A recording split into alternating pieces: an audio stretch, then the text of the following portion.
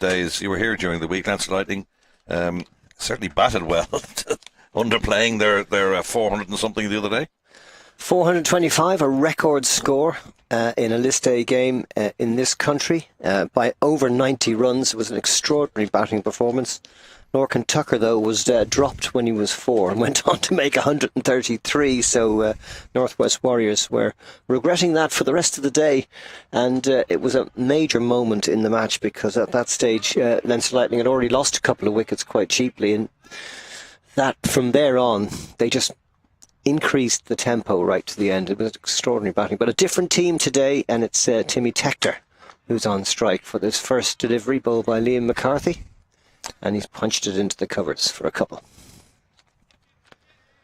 Different day, always a different scenario. Tim Tector, who hasn't been scintillating with the bat, he'd like a big one today. Opening the innings with Cormac McLaughlin-Gavin, one of the new players who's come into the Leinster Lightning side in the absence of all their Ireland players. No Harry Tector, Lorcan Tucker, George Dockrell, Barry McCarthy. Fabulous delivery. Liam McCarthy bowled superbly on Tuesday. Took 2 for 60, but he could have taken 3 or 4 wickets. That's well bowled. He and Josh Manley were the pick of the Munster Reds bowlers against the Northern Knights, who went on to win by 52 runs and take over at the top of the Rario IP table. Oh, there you go. Third ball. Wicket.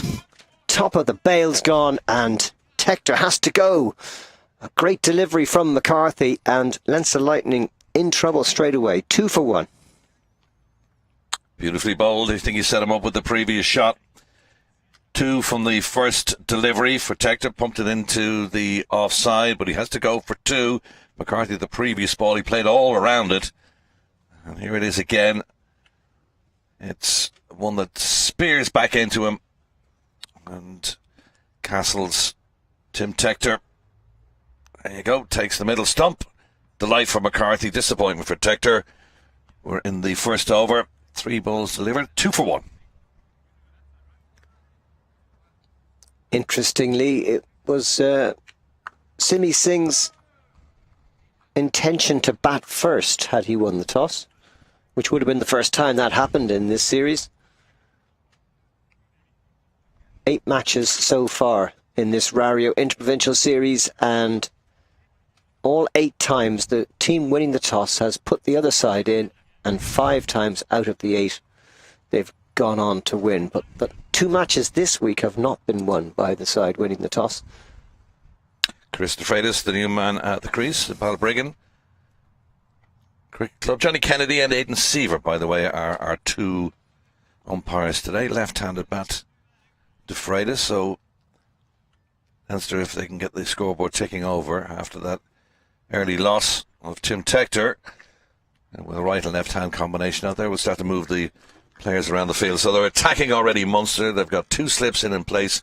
This is the power play for the first 10 overs, so you could only have a limited amount of players outside the inner circle. So it's a gully or a whitish fourth. And 2 slips. And that's the corridor, and certainly they're trying to bowl. Well, Chris DeFreitas will have plenty of confidence in the way he batted up at the Hills on Monday. Scored a 50 in his first game for Leinster Lightning.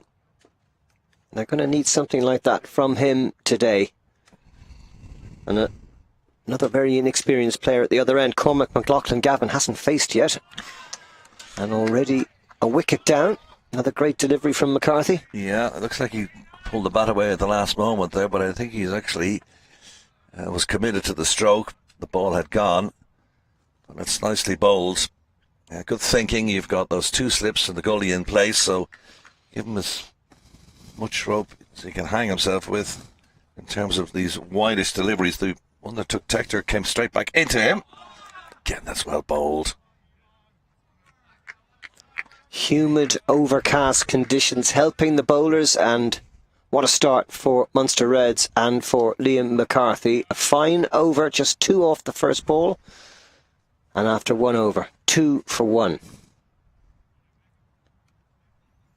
And now it's going to be young Cormac McLaughlin-Gavin to face the music. And Josh Manley will bowl from the Sunday's Well end. Bowled absolutely superbly on Tuesday. His first 5 overs went for just 12. 5 overs, 3 maidens, none for 12. And he got hit a little bit late on, but ended with 10 overs, 2 for 43, which was very economical. Manley, who's joined the Munster Reds to get some game time. He's a lovely seam bowler. And this wicket was doing things on Tuesday. Very helpful to the bowlers. A little bit of movement off the pitch. But still, there were 550 runs scored. Well, you can see why Munster elected, having won the toss, to put Munster electing to put Leinster into bat. They got early success still, those 2 sips in place. That one kept a little low. Exciting times for the Irish cricket team at the moment. The men's are playing against India, first of the T20 matches tomorrow. The weather forecast isn't great tomorrow, so hopefully they'll get something in. Sunday and next Wednesday seem to be okay. And congratulations to the Irish women's cricket team who've won the T20 series against Netherlands. They're playing again today. We'll give you score updates as soon as we get them. But they're looking for a series whitewash there. Bowled Netherlands out for only 82 yesterday. And congratulations to Laura Delaney as well, who made a record 185th appearance yesterday. Gareth Delaney, perhaps a little unfortunate not to be in the Irish squad, but this is a 50-over game. Maybe his strengths lie in the T20 format, but he's not involved in the T20 format of the game against India at the moment. A couple of Irish internationals playing today. Simi Singh trying to force his way back into the Irish reckoning. David Delaney likewise. Mikey O'Reilly's on the cusp of things. Gareth Delaney. And that's gone. A little bit of a snick there. Yeah, second wicket.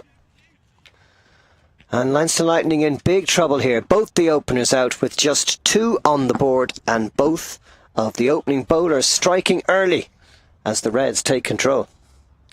He could be going home early.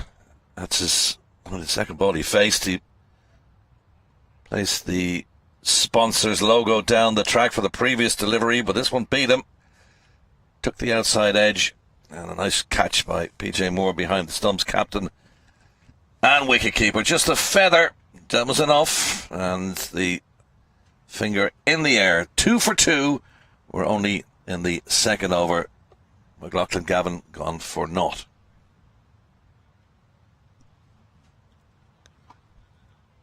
And the 400-something on runs the other day by Leinster Lightning looks like it's a distant prospect now. Certainly does. It's as bad a start as they could have had, really. But McCarthy and Manley are just continuing where they left off on Tuesday. And there is a lot of help for the bowlers with the new ball with this wicket. And of course, overhead, cloudy conditions. It's a tough time to be a batter. 3 in the slips now, as Seamus Lynch has to face the music, batting at number 4.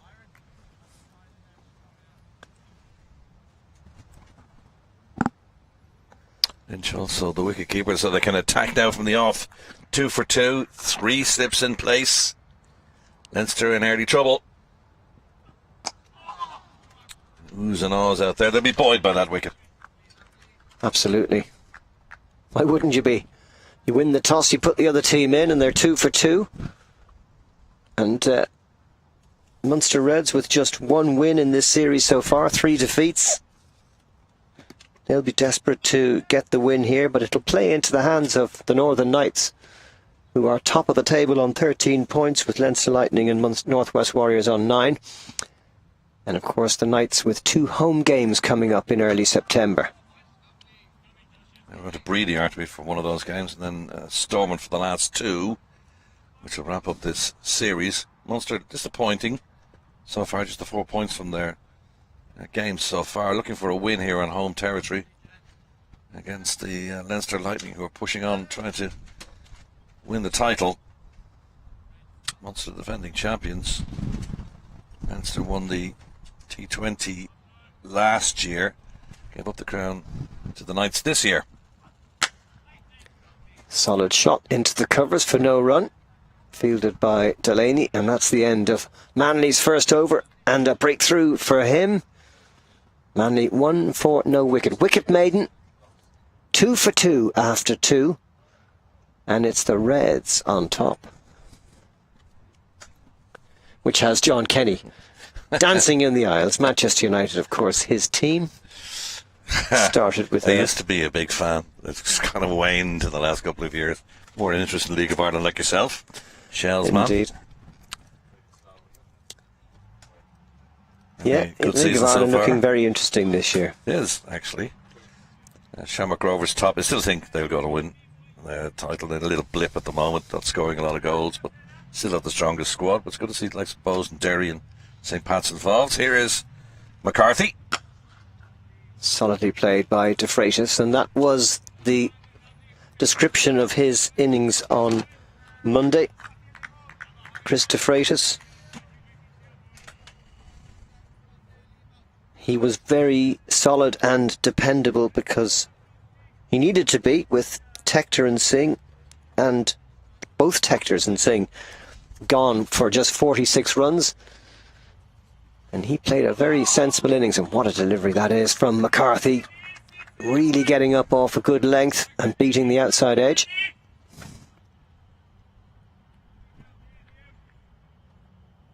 You can see PJ Moore there, just showing that didn't miss by much. Short of a length, and beat the batsman rising. So early success for Munster on a cloudy morning here at the Mardyke. Oh, again in the play and a miss. Oohs and ahs out there. PJ Moore, he's in the game. I think all those slips are in the game. Yeah, a fair bit of moisture in this wicket. Manley was having trouble with his run-up on Tuesday. They had to put down plenty of sawdust where the bowlers follow through and where they plant their leading foot as they come through to bowl. Yeah, we did have some early morning rain this morning. Thankfully it didn't interrupt us in getting a prompt start. If you're in the area, I'd like to pop down and say hello. Why not do so? Free entry. See List A cricket at its finest.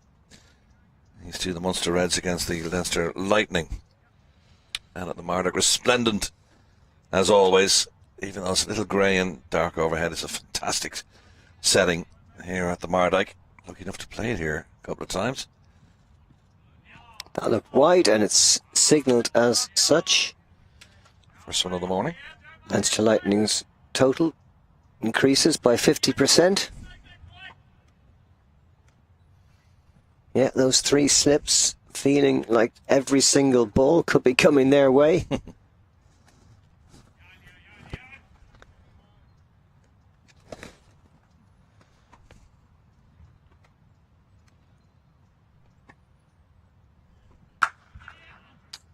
Nicely played, nicely Good stopped shot. too.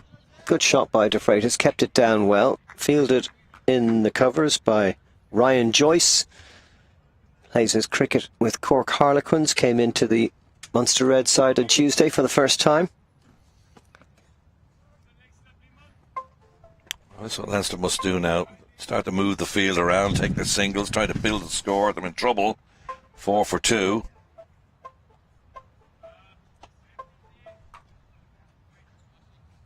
McCarthy, good spell from him so far. 4 dot balls wide and a single off the previous. This brings Seamus Lynch, the wicketkeeper, out from Terranure into bat. Interestingly here, they've got a leg slip in place. 2 slips and a leg slip. Full toss. Got away with that. Not punished. That's the end of the over. 4 for 2 at the end of 3. Wonderful start for the Reds. That's as bright a start as we've had in this entire series. No side has lost 2 wickets with just 2 on the board. Another fine over from McCarthy.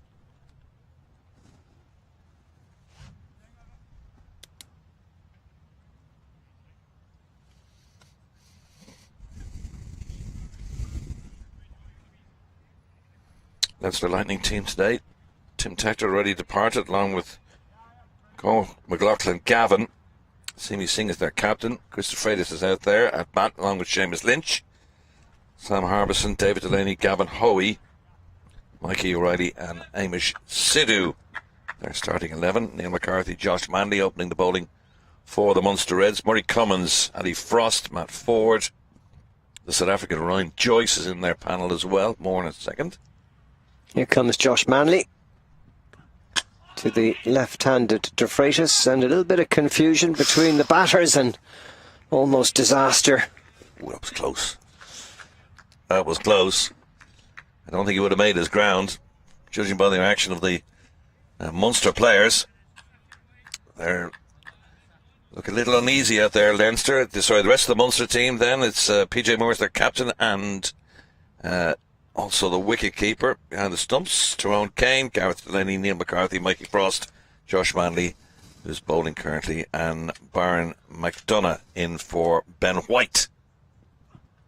Down the leg side, but there is a long leg, so just a single for De Freitas. He moves to 2, the score to 5 for 2. Bringing Seamus Lynch on strike for the first time against Josh Manley.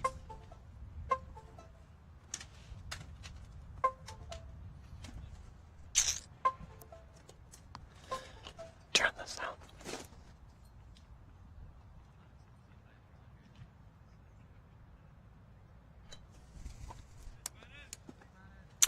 Three slips in place, and for Manley. And that was the feature of his bowling on Tuesday, and so far today, a little bit of away movement off the pitch to the right-handers. So perfectly justified in having those 3 slips in. The score at 5 for 2 in the 4th over.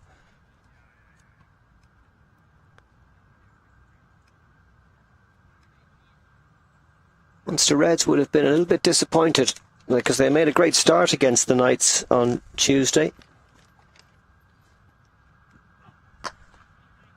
But the Knights came back strongly, and a fine century from Neil Rock, his first ever in List A cricket, 102. That was a major contribution, as was Captain Mark Adair's 61, which gave the Knights a total that they could defend at 302, and the Reds could only make 250 after a bad start. It's been a feature of the games here at the Mardyke this week that the bowling side tend to get ahead, as it were. Straight to the fielder, Delaney in the covers. No run. Didn't time that. A little bit of in to out. Didn't intend to hit it to Delaney. It was as quite a catch. It fell short. Better shot, though, from Seamus Lynch. At least he got solidly into the stroke.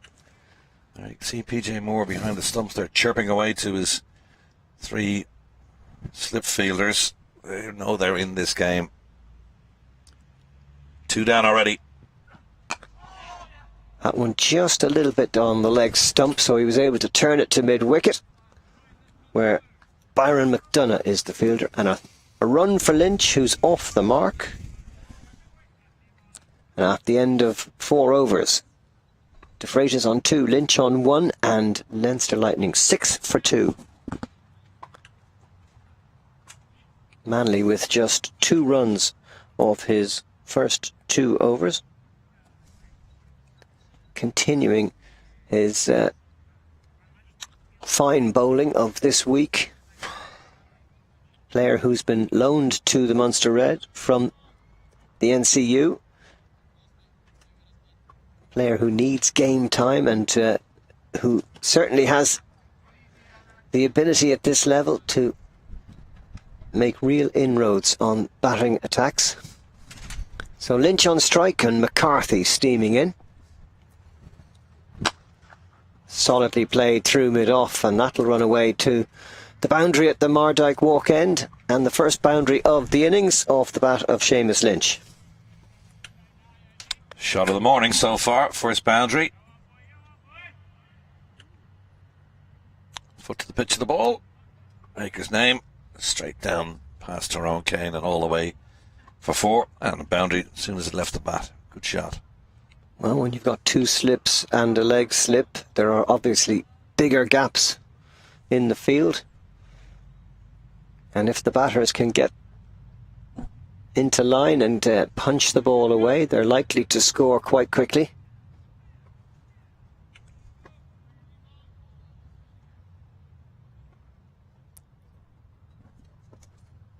It's quite humid in the Mardyke today. A little bit of a breeze. It's expected that the wind will increase during the day. False shot there by Lynch as the ball got up a little bit too high on him. He was trying to pull it away.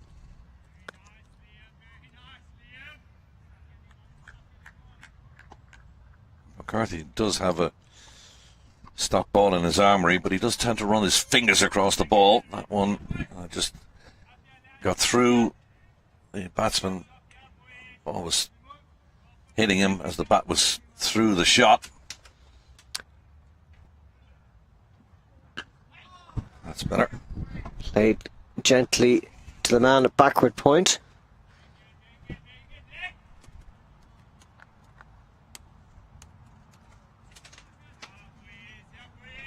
Yes, a very slow and difficult start for this Leinster Lightning innings. They really need to just take their time and play themselves in. Very important they don't lose another wicket for the next 5 or 10 overs. That's better, but again, great fielding at backward point. Josh Manley, I think it is. It is, yeah. He doesn't have a number on his back, but he's wearing the red top. And they're persisting with that leg slip as well, because obviously he's a man who likes to sweep. Is same as Lynch, plays a stub cricket with Terry Muir.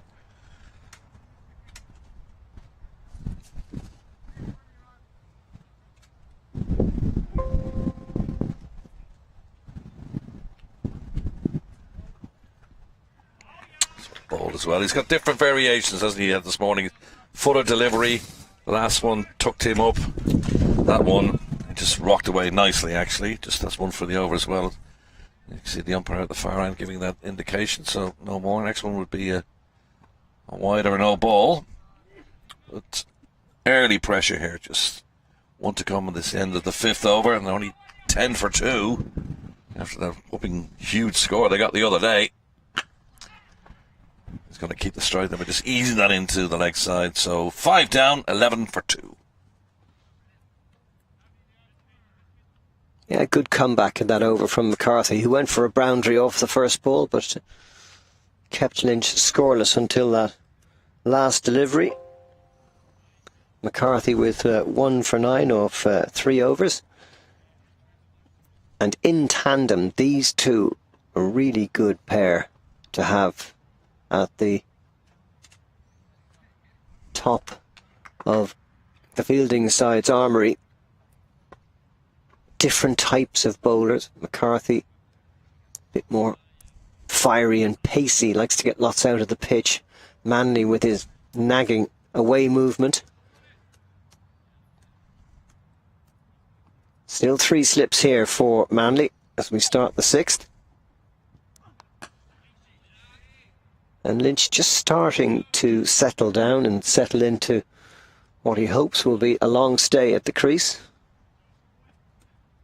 From Leinster Lightning's point of view, he'd better hang around for quite a while.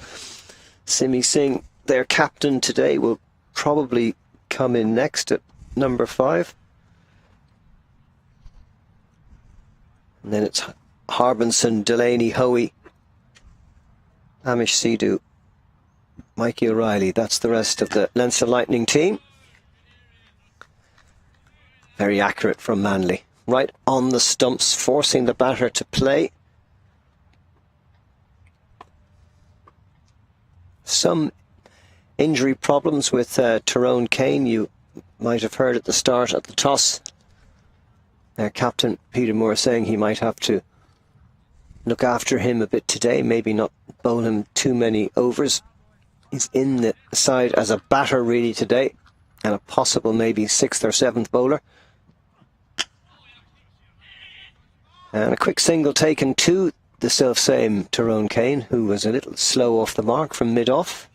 Well, they would have spotted that, wouldn't they? If they know Tyrone Kane is injured, just try and play the ball in his general direction and run through for a very much needed single. With plenty of overs to go. No need to panic just yet. 2 early wickets, but there's still batting to come. DeFreitas and Lynch there, but David Delaney, we know, hits a big ball, as does Harbison. Harbinson was outstanding on Tuesday, or Monday rather, in the hills. That's a good shot. Wide of the stumps, DeFreitas punching it away to the pavilion for his first boundary of the innings. He's a very compact batter, lovely hands. It is a nice shot. Had to reach for it. Just got enough on it, in fact more than enough on it to punch that into the offside. Second boundary of the morning, as you mentioned, trundled all the way to the boundary. Little hill down there. Both fielders, no chance of cutting that off. Byron McDonough in a forlorn chase. Down to 2 slips now. And that's off the top edge. And fine, and there is a fielder down there, so just a single this time for DeFreitas. But the 2 batters will be feeling just a little bit better about themselves now, both on 7. It was 2 for 2. It's now 17 for 2. But they must see off this opening attack of Manley and McCarthy. That's their most important job at the moment. Solid from Lynch. Straight to Kane at mid-off. No run. That ends the 6th over with the score on 17 for 2. Manley 1 for 8 off his 3. DeFreitas and Lynch both on 7 and just settling into a partnership, and McCarthy will continue from the Mardyke Walk end. He's got 1 for 9, Manley's got 1 for 8. And that's all a bowler ever needs, the encouragement of a wicket. It really gets their tails up. Gives them so much confidence. Still 3 slips in. There's a man deep at 3rd. 3 in the covers, saving 1. 1 on the leg side and a long leg. That's the field for McCarthy. And there's a little appeal there. Won't get that on the leg More side. strangled than anything. You can see the way the wicketkeeper Vijay Moore was moving. You'll see it now. He's just moving to his right-hand side. As the ball is speared down the leg, so you can see where he's moving. He knows exactly where that's going, and it's a half-hearted appeal. He was never out. Scramble through for a single, though. 1 leg by added to the total.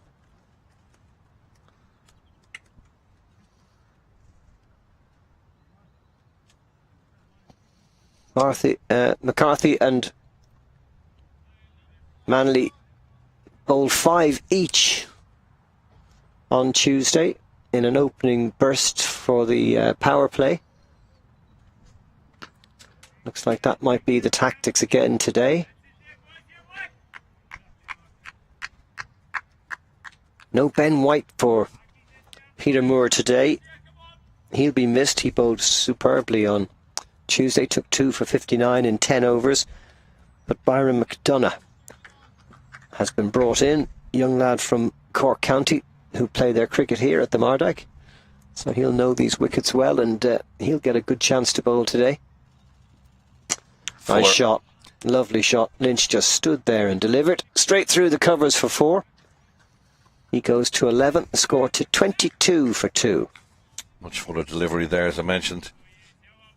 2 security down there, the ones who are collecting the ball. You can see it's overpitched. Plenty of time just to smack that into the covers for 4. Nicely played, sir. A bat in the upright position.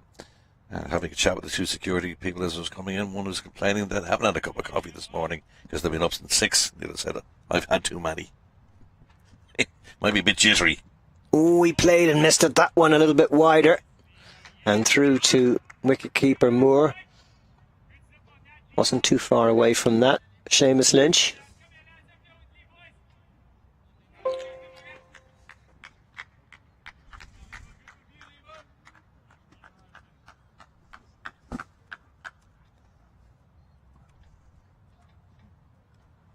Interesting start to this match.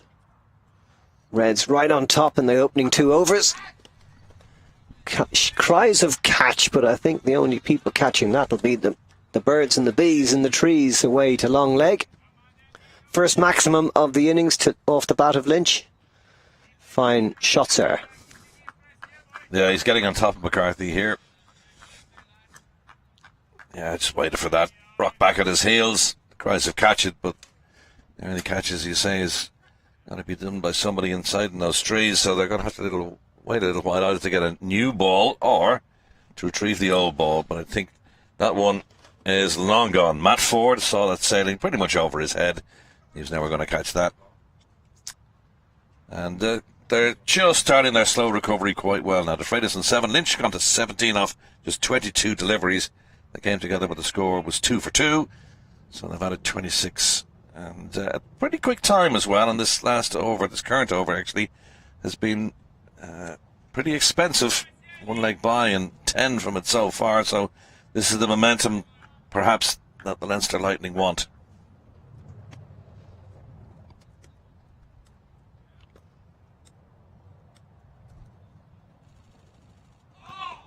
And a bit of extra lift there from McCarthy. Past the outside edge of Lynch's bat. The end of McCarthy's 4th over. 1 for 19 for him. Lynch on 17, DeFreitas 7. And it's 28 for 2 off 7. I'm trying to get into that speaker. Somebody give me a... What is it?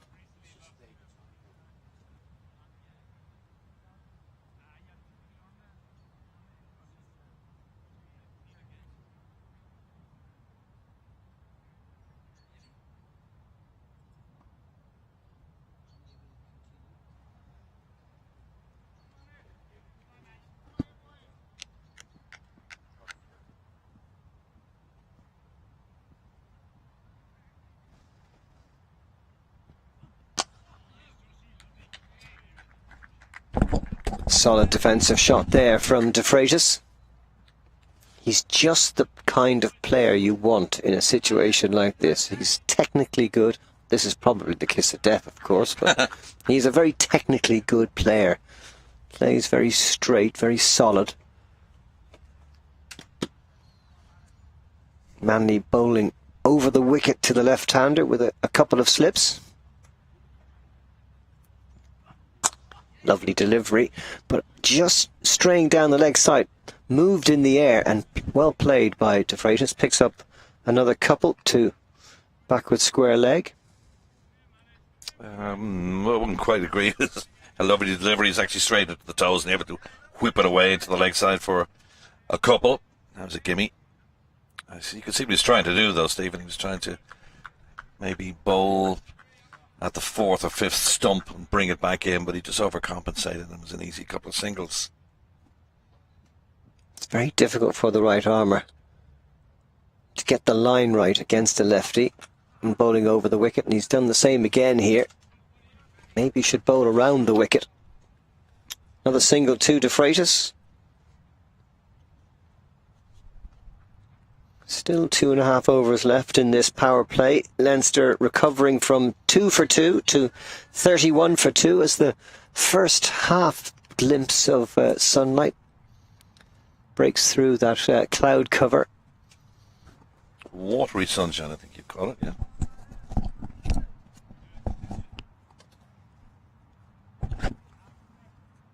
I think Manly happier bowling to the right-hander.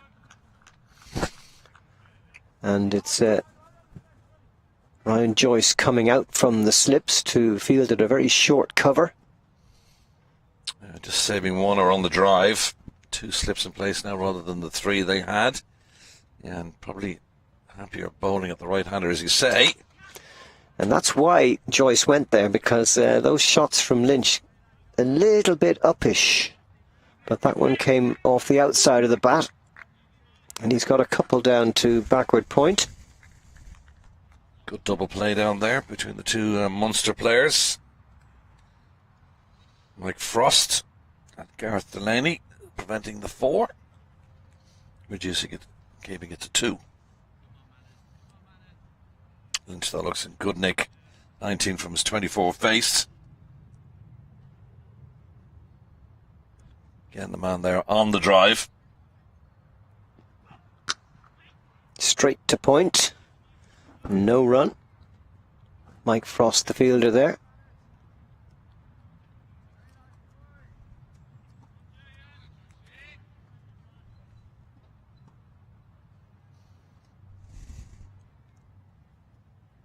(7-2) field here for Manly. Just a wideish mid-on and a long leg on the leg side, so he has to keep attacking that line on and outside the off stump. And that was a wonderful delivery. Kept a little bit low off the inside edge and down to McCarthy in the deep for a single. Ends the over. 8 down now. 34 without loss. 34 for 2, my apologies. 34 for 2. Slightly fortuitous then. All right, you can see he set him up.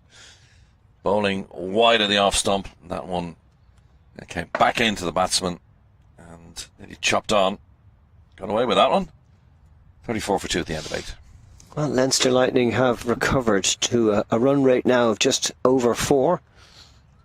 And things looking a little bit brighter for them than they were a few minutes ago. And it's young Byron McDonough who's going to come on to bowl now. Cork County player. Tall, willowy. McCarthy. Willowy. Yeah? Willowy and languid. I think those are 2 of your favourite words, are they?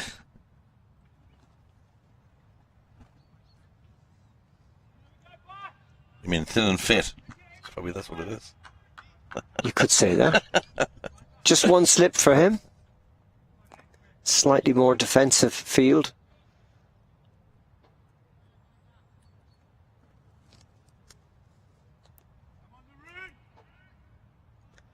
Short final leg just on the edge of the circle. 2 overs to go before the end of the power play. And that's well wide. Not a great start. Well, we call that a loosener.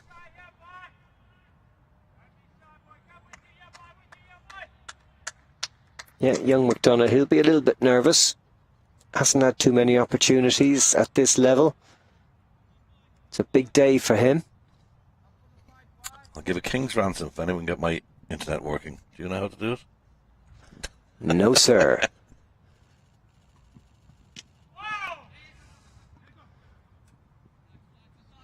Quick single taken to... Oh, and there's going to be overthrows here. The throw from Frost hit the stumps, but a bonus run for Lynch, who moves into the 20s, and the Leinster Lightning to 35 for 2.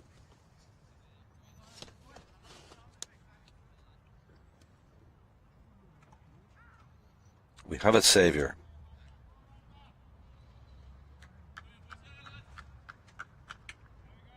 Maybe. We shall follow the play, and not my travails. Lynch has looked good since he come in, hasn't he? He's striking the ball well. He's finding the middle of the bat. It's one of those days where you just feel like you can go on and score a lot of runs. Obviously, they've had rebuilding work to do, Stephen, after the fall of the first 2 wickets, but He's responded very well. 28 deliveries in the context of a T50 game for 20 runs is pretty good scoring. 16 Freitas has faced so far for his 10. And they take McCarthy off, put McDonough on this. Oh, we saw all the lights slide up there. Down on one knee, try to whip it into the offside. Got away with it. Yeah, good delivery from McDonough. Put his back into that one.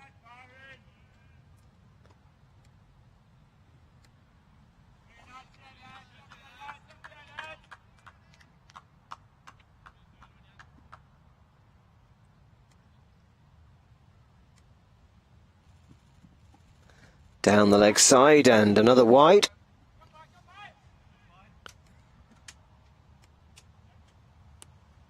Not a great first over for McDonough. Couple of wides, 2 leg buys. Obviously that's not his fault because the ball hit the stumps in an attempted run out. He just hasn't found his line or length at all in the 3 official deliveries that he's bowled thus far. That one's cracked away just in front of the backward point fielder. Gonna go turn for 3. Well run. Easy 3 for Lynch. It's just Goes to 23. Score to 41 for 2. Yeah, McDonough, that's indicative of the way McDonough has been bowling as well. It's just giving the batsman every opportunity. And when he's trying to overcompensate, he's bowled 2 wides. So, I suppose in a T20 game he might just last the 1 over, but it's still a long way to go in this game. So let's see if they keep him on from the Marday walk. And it's the last 2 balls of this, the 9th over. So power play will come to the end of the next over. Extra slip fielder here for De Freitas. That's snicked away past second slip, but there is a man down. That's better. At third man, Matt Ford. So just a single off the edge of De Freitas' bat. Better delivery, that one. He set him up with the 2 slips in place and the thick outside edge down to Matt Ford at the third man, but a 3rd slip in place there and he was perishing. So a little bit of fight back from the bowler, who so far hasn't bowled well. That was a good delivery. And afraid to survive. And that's too much down the leg stump and easily punched away by Lynch, who's timing the ball really well, and he's got a couple there, and he moves to 25. And at the end of 9 overs, that first McDonough over going for 8. Lynch on 25, De Freitas on 11. It's 44 for 2 after 9 overs, just 1 left in the power play.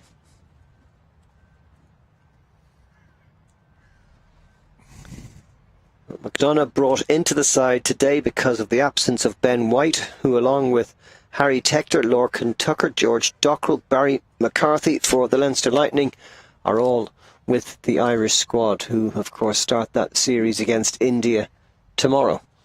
Sold out tomorrow, sold out on Sunday, and only a couple of thousand tickets left for next Wednesday, so great success for Cricket Ireland, bringing one of the world's top teams to play against Ireland in Dublin. Manley to continue his 5th over. And it's caught at mid-wicket, straight to the fielder there. Ryan Joyce with the catch, and a big wicket for Munster Reds.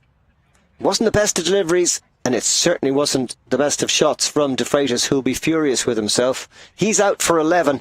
It's 44 for 3 in the 10th over. Just about to say that Manley's been the best of the bowlers this morning, and it's a 2nd wicket. And as you say as well, they'd be very disappointed with this shot. Sat up, looking to be hit. Just chucked him up a little bit. And that's the reason why it went straight down the throat of the fielder, Ryan Joyce. And they lost the 3rd wicket now with the score at 44. So a little bit of a recovery, just like they were going to push on and make a bigger score, having been 2 for 2 at one stage. 44 for 3. De Freitas gone for 11. And Simi Singh, the man marching to the crease, the Leinster Lightning captain today. He was to captain the side in one of the matches that was rained off earlier in the summer, but this is the first time he's actually been in charge of the side. So a very proud moment for Simi Singh, who would probably prefer to be with the Irish team Just playing about to against say India, that, but here he is. Against his old country as well. He was on the periphery of the Irish or the Indian squad for a while as a schoolboy, but has now, as we know, in the last couple of years, pledged his allegiance to Ireland. Broke his thumb earlier on this year, and he's just working his way back. I was chatting to him in the T20 games in Pembroke recently, and he's showing the band is still on his thumb, so he can bat and he can still bowl now as well, but obviously being out of the Irish side meant that he has to work his way back in now as well. That's the problems with injuries, isn't it? 2 slips. Just had a little dab at that. Yeah. Not a full-hearted shot, but watched it go by with the bat hanging in the air. Just mentioned that Irish women's team, they played the third and final match of their tour of Netherlands today, having yesterday guaranteed victory in the series. Captain Lauren Delaney won a record 185th cap for Ireland in that match in all forms of the game. That is due to get underway at 1 o'clock. We will keep you in touch with that game. Better from Singh, but straight to the fielder at point. Mike Frost, no run.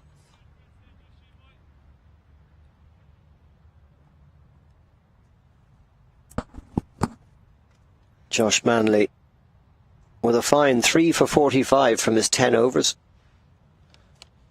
against the Northern Knights on Tuesday, and continuing with the same form here. He's got a lovely action, and he gets a lot out of this Mardyke wicket. Bit of sideways movement, moving away from the right-handers.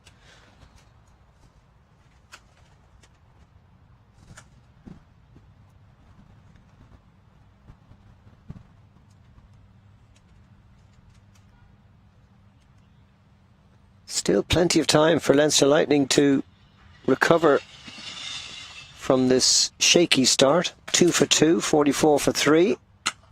And that's pulled away by Singh just in front of the man, McDonough, at wide-ish mid-on, and it's gone all the way to the fence.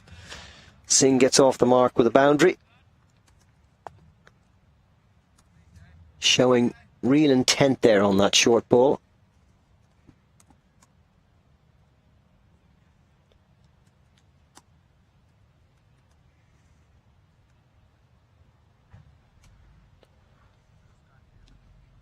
Simi Singh, whose batting form so far this summer in the 50-over competition hasn't been great. Left that one alone as it moved away from him outside the off stump. Another breakthrough from Josh Manley. 5 overs from him. A really good opening burst. 2 for 18.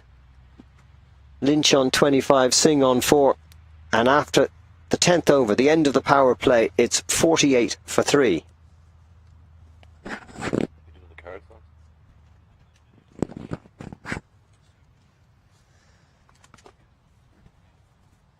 So from now until the 40th over, Munster Reds can have up to 4 players outside the ring.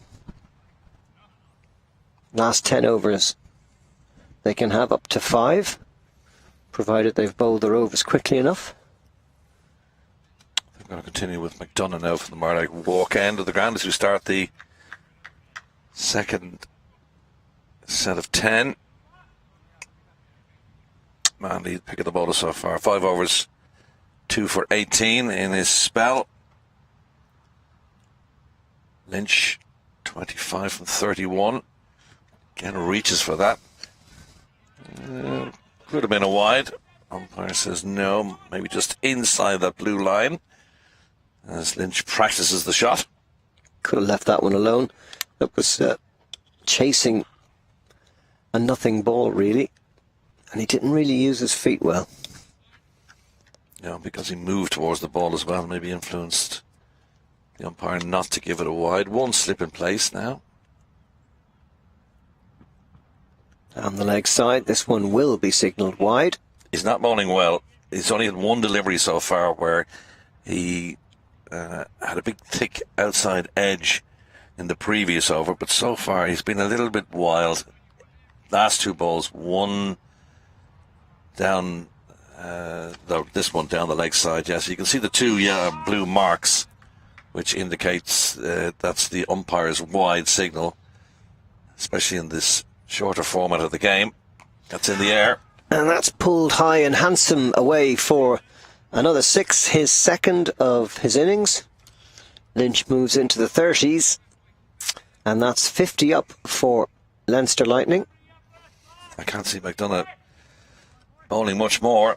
The way he's gone about his business, he's been very expensive so far, very loose. 3 deliveries in this over so far, very poor.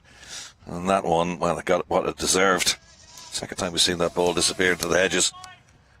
And 55 for 3 after being 2 for 2. Not great for Munster, who really could have applied a lot more onto the troth of Leinster. But the bowling at the other end, the Murdoch walk end, okay for McCarthy, not so good for McDonough.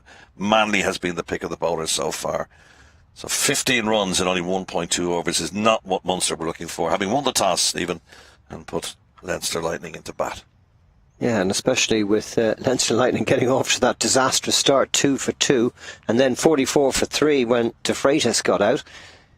They want to be pushing on here. That's a good delivery, and the breakthrough is made. And after you've been castigating this poor young lad who's come into the side today, he gets the wicket off the shoulder of Lynch's bat, and what an important wicket that is. Lynch out for 31. When you can see off 33 deliveries, and it's 55 for 4. You can see by the reaction of his teammates patting his head and grooming his hair that they know how important that was. They know he hasn't been bowling well. He knows he hasn't been bowling well, but he gets one to lift off a length, and Lynch off the shoulder of the bat has gone. So 4 down now. That's nicely done. He just tried at the end of it to take his bat out of the way, but the ball had gone through. So Lynch departs for 31 off 34 deliveries. That was a good cameo knock, but nobody around to stay with him. So 4th wicket down. Score of 55 for 4 now as David Delaney from Clontarf makes his way to the centre. Great opportunity this for Delaney, who wouldn't normally bat this high in the Leinster Lightning lineup, but a chance today in the absence of Tector, Tucker, Dockrell and McCarthy, and Fionn Hand also not playing today as he's involved in the Irish squad. So Delaney coming in at 6, and this his first innings in the Rario IP50 this summer.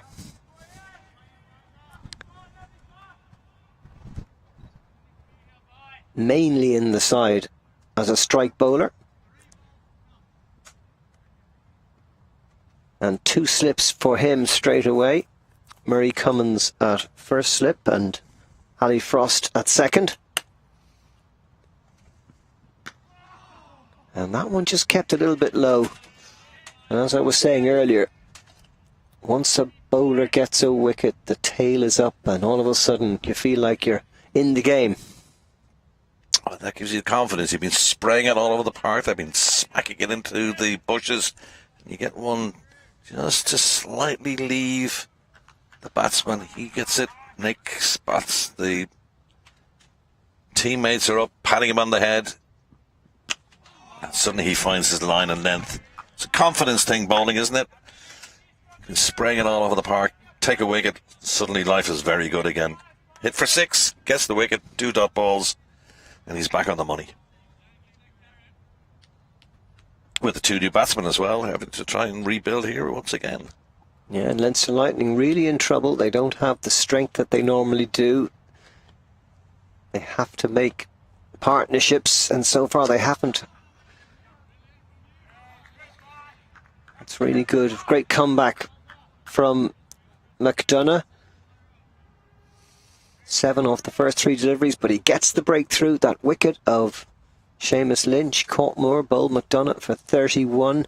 The pick of the Lightning batters so far, but it's not a great read that for Leinster Lightning fans. 55 for 4 off 11 overs. Here's the bowling figures, just the 3 bowlers used so far. Manley, the pick of those, 2 for 18. Done a little bit of expensive, but he's come back well to take that wicket in the previous over, and McCarthy 4 overs, 1 for 19. But not a bad performance all round, and McCarthy's got to switch ends now at the commentary box end for this, the start of the 12th over with Leinster Lightning. Remember, having lost the toss, being put into bat, they're 55 for 4. Stiff breeze now blowing across the ground. Slightly into McCarthy, bowling from this Sunday's well end. First 4 overs went for 19, but he picked up the wicket of Tim Tector with that fine delivery in his very first over. And look at that for lift. Great pace. Super intent from McCarthy. He seems to get more out of the wicket than just about any other bowler.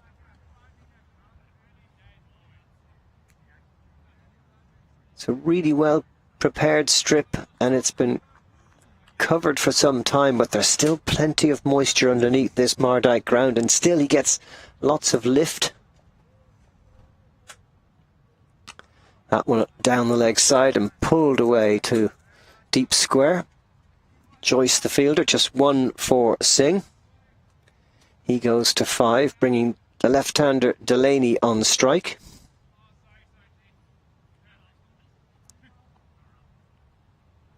Lefty-righty combinations can make things quite difficult for the bowling side.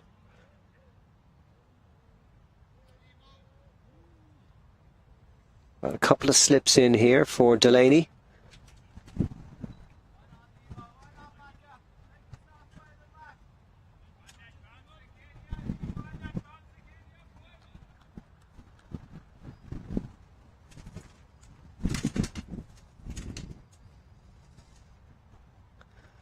Munster Reds well on top, and just 2 men in the deep, despite the fact that we're in the 12th over.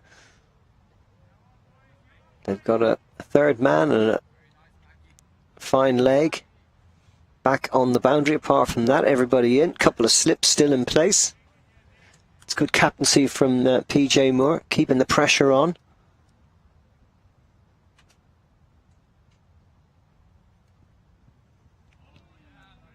Delaney deciding to let that one go.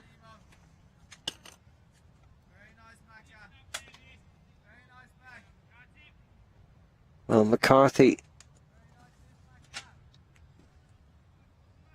announced on Tuesday, I think, that he is now officially an all-rounder with a fabulous 74 in a forlorn run chase for the Reds. He was easily their best batter on Tuesday. And his bowling was extremely good too. Delaney gets his first run. He's off the mark. 57 for 4. Took him a little while, 5 deliveries before he got off the mark. These two coming together, scoring 55, so work to do. Over rates, what do we? Yeah, 11 winning the 12th over now. Run rate's okay, but they've lost those 4 wickets. Oh, that one looking like it was going down the leg side. Only an appeal from the bowler, really, but he knew it was well wide of the wickets.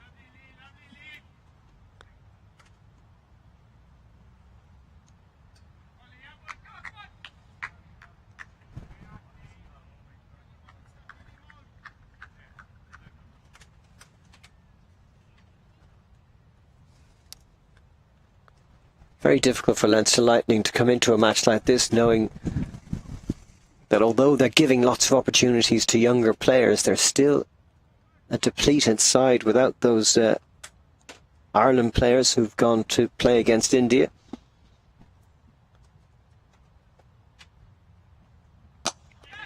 That's a nice shot. Played into the gap between mid-wicket and mid-on for a couple. Delaney goes to 3, the score to 61 for 4. And that's the end of McCarthy's 5th over. 1 for 24. 61 for 4, the score after 12.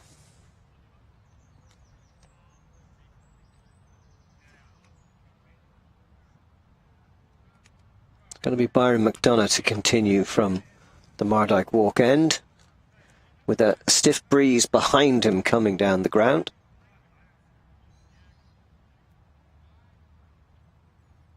Yeah, he didn't have the best of opening spells, but he got the wicket in the previous over, so he'll be buoyed by that. Simi Singh captaining the side, as you mentioned, big honour for him. He's on 5 from the 8 he's faced so far. Delaney on 3.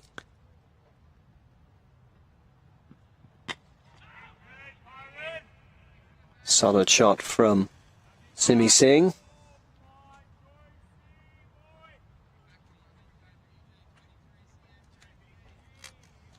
Leinster Lightning should be in no hurry here. There is a major number of overs left, 37.5 overs remaining in their innings if they can bat them all.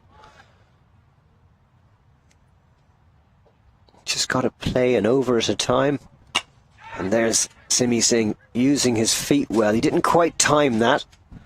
Tyrone Kane in chase and picks it up just short of the boundary. So just a couple for the Leinster Lightning skipper.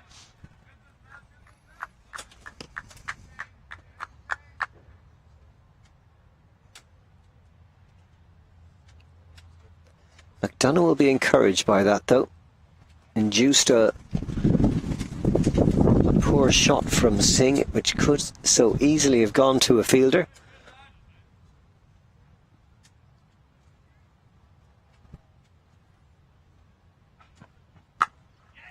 And that's knocked away behind square. Quick single taken by Delaney.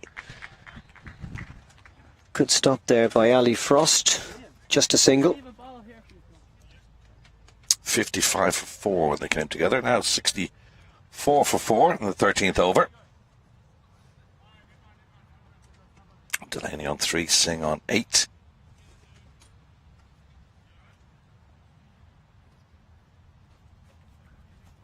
McDonough finding his line a little bit better in this over. Getting that breakthrough in his previous over. One slip in, Murray Cummins.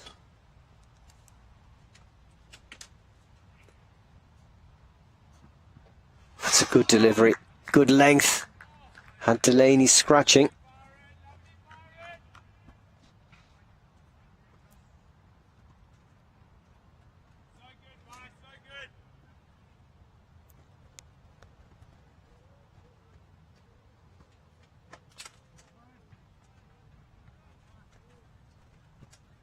Nice to get that sun coming out a little bit brighter. It is brightening up as the day progresses. I think Leinster would be very happy to see the sun come out, wouldn't they? Get rid of this cloud cover. Yeah, it definitely has an effect. Bowlers always get a little bit more help from the conditions when it's cloudy.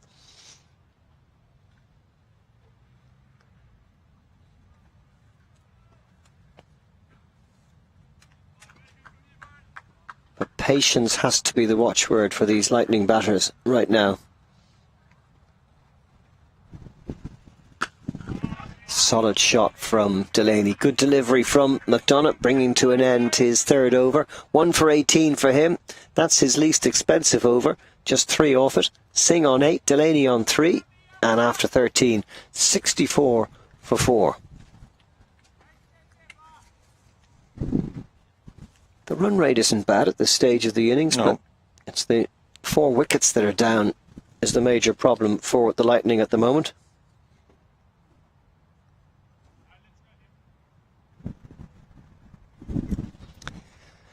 McCarthy to continue his 6th over. Getting through a lot of work at this stage of the innings. I think Peter Moore thinking maybe if we can just get one more wicket, we'll be into the Leinster Lightning tail.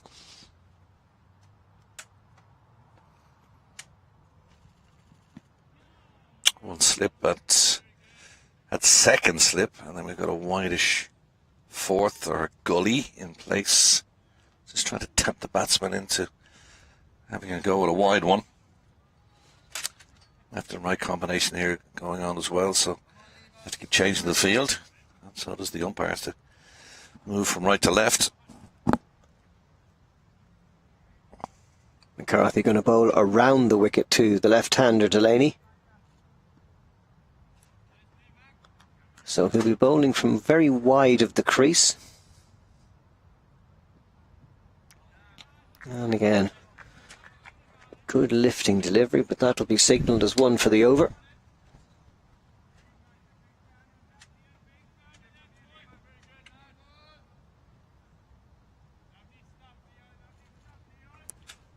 McCarthy with that initial breakthrough, bowling Tim Tector in the very first over.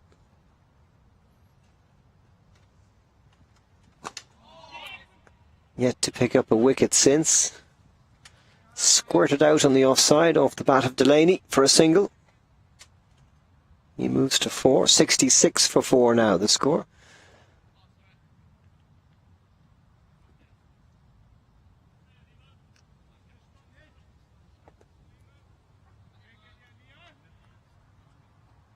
Getting brighter all the time. McCarthy switching ends. Started at the Myodark walk end, and that's just eased away for a single. Might come back for a second one here. They should do. It went straight through the hands of Mike Frost. A little bit of a fumble there, so little Brucey bonus then for Leinster. Extra run. Couple more to sing. He goes to 10. One of the hardest positions on the field. Point, backward point. Ball tends to come off the bat very quickly, and you generally see it very late.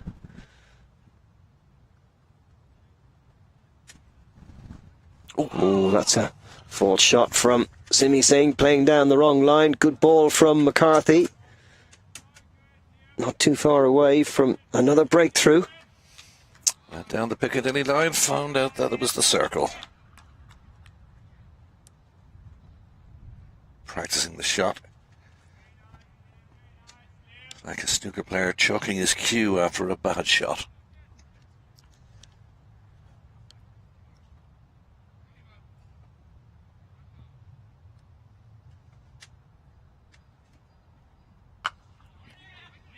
This to backward point again, and that's a wonderful diving stop by Frost. Just a single for Singh. The end of McCarthy's 6th over. 1 for 28 for him. The score moves on to 69 for 4. The run rate just a tad under 5. Plenty of overs remaining. How long can these two batters stay together? That's the big question for the Lightning. Byron McDonough will continue from the Mardyke walk end, coming in for his 4th over against Simi Singh.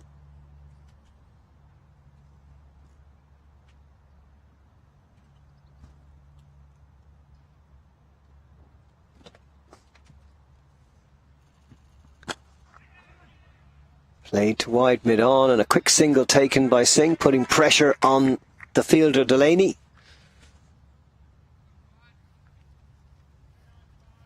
It's good cricket from Leinster. Keep rotating the strike, picking up those quick singles. You don't have to post a big score all on 4s and 6s. 2 slips in for Delaney. Oh, and another fine delivery from McDonough beats the bat of Delaney. More encouragement for the young lad.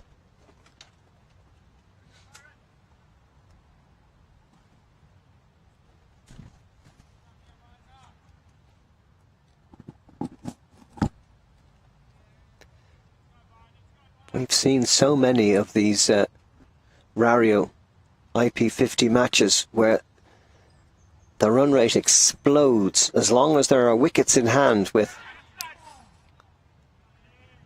10-15 overs to go. That's the thing. That's a lovely shot that actually bisected the two fielders. But uppish. Yeah. I don't think the Munster Reds will mind that. No.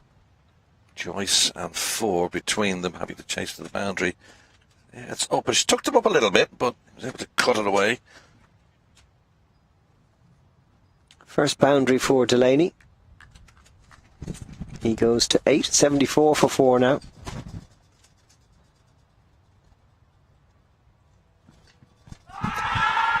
Big appeal. Big appeal from all of those behind the stumps. Not so much from the bowler, did you notice? But it didn't move umpire Johnny Kennedy. Here it is again. PJ Moore again, just slightly to his right-hand side, but Pitching outside the leg stump, I definitely, reckon. yeah. And the batsman was confident enough that he was going to survive.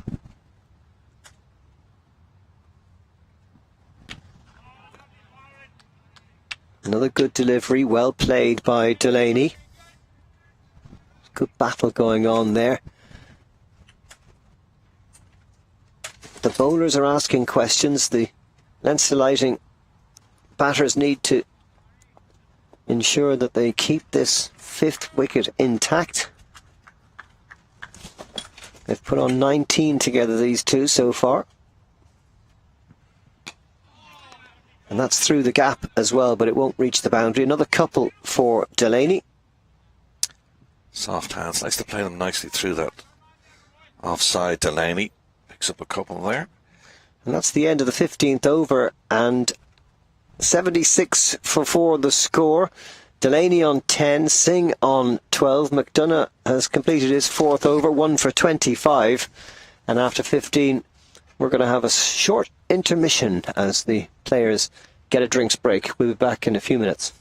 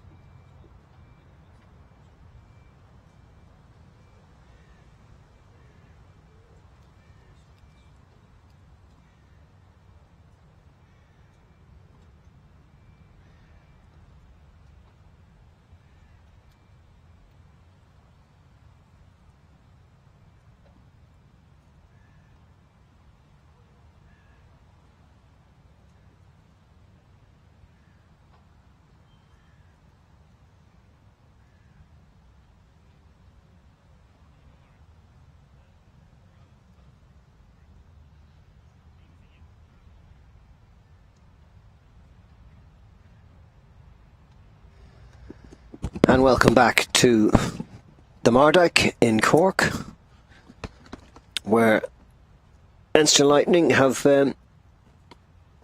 managed to reach 76 off 15 overs, which is quite a good rate, but the problem is they've lost 4 wickets.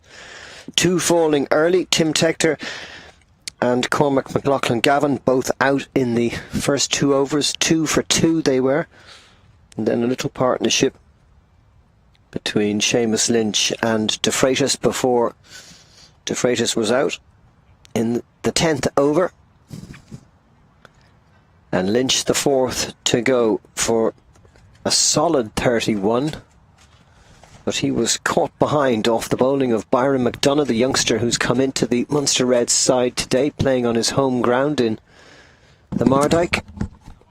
And a change now for PJ Moore and the Munster Reds as we resume after the drinks break, and it's Josh Manley coming on from the Sunday's well end to bowl to the Leinster Lightning captain today, Simi Singh. I think this is a good move.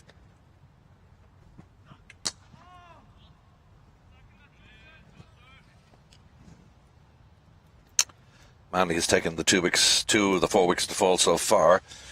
And they're just getting a little set, you think, these 2 batsmen. 76 for 4. Now, I know they haven't brought it on a lot from 55 for 4.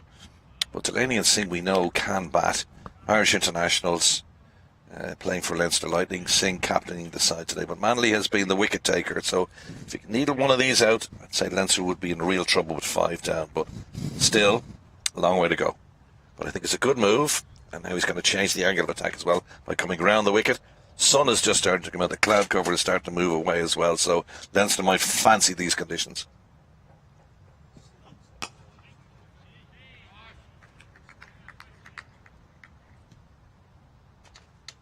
Simi Singh's last 50 in List A cricket. 2020 is due one. Certainly is. Player of his quality. So far this year, 6 against the Northern Knights back in May, 14 against the Munster Reds also in May, and 22 against the Warriors on Monday. So yet to shine with the bat, and as captain today he'll feel that little bit of extra responsibility that he has to set the tone for his side. So far a solid 13 off 17 deliveries. Delaney has come in at a difficult moment at 55 for 4, and he's looking quite good, but you never feel at this point so far that the Lightning are on top. Munster Reds hold most of the aces in this match so far. Upish, but not carrying to cover, where Delaney was a little bit slow off the mark. It would have been a very difficult catch. It was well hit by Leinster's David Delaney to Munster Reds' Gareth Delaney. Cousins. There he is around the wicket. Yeah, he's got a bat slightly up in the air. That's what almost carried it to Delaney. Maybe a little bit slow getting down. Be disappointed. Shorter ball and completely mistimed shot from Dave Delaney. Very fortunate there. That ball could have gone literally anywhere. It's good stuff from Manley. 3 for 45 on Tuesday. 2 for 19 so far today, coming to the end of his 6th over. He's been one of the pick of the bowlers this week.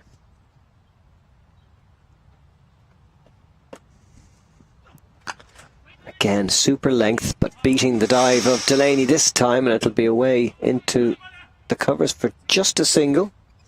Bowler not impressed. Good covering out there by Ryan Joyce. Yeah, bowler not impressed though. Threw back his head. Anguish as the ball went past Delaney. The message is, don't let it past you. That's the end of the over. 78 for 4 now. Manley 2 for 20 off 6. That's really good economy rate, and a couple of wickets as well. Lots of overs still to go. These two just have to grind it out for at least another 10 overs. at least try and make a game. But at this stage, they're exactly under the pump. Another 2 wickets to that, Stephen, and it won't be such a tasty card. 78 for 4, not a bad position, but it's you can't get after the ball at this particular juncture because you just don't want to afford to be losing any more wickets. So Byron McDonough to continue from the Mardyke walk end. Fended off by Delaney. Scampering in from cover was Mike Frost, no run.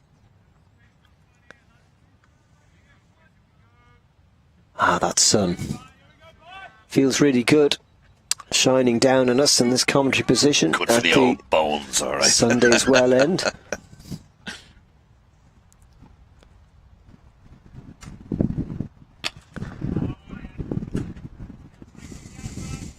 Pitched up a bit more there, but Delaney couldn't quite get to it. Quite wide of the off stump. He has just 11 off 23 deliveries. He's had most of the strike in this partnership with Simi Singh.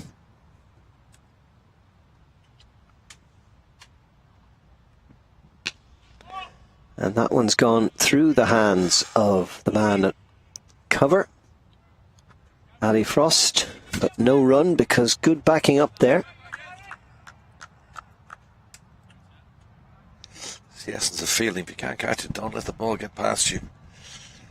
You do need to have it back up.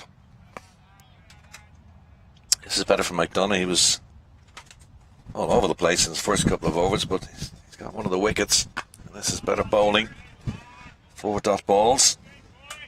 Still 78 for 4. Munster, you'd feel at this stage, on top. Very much so. McDonough continuing over the wicket to the left-hander. Cummins in at slip, hoping to get a nick off the outside edge of the left-hander's bat.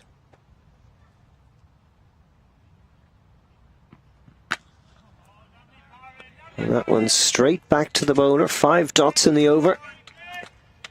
So McDonough looking for his first maiden in his 5th over. You can hear all the encouragement being shouted to him by his teammates. Just what you want to see, a young lad coming into the side, playing on his home ground, and he would have been very nervous starting off today, but he's really settled into his task. That one slashed away, brilliantly fielded at backward point by Matt Ford. No run to Delaney, a fine maiden over from McDonough. 1 for 25, or 5 overs now. Delaney on 11, Singh on 13, 78 for 4 off 17.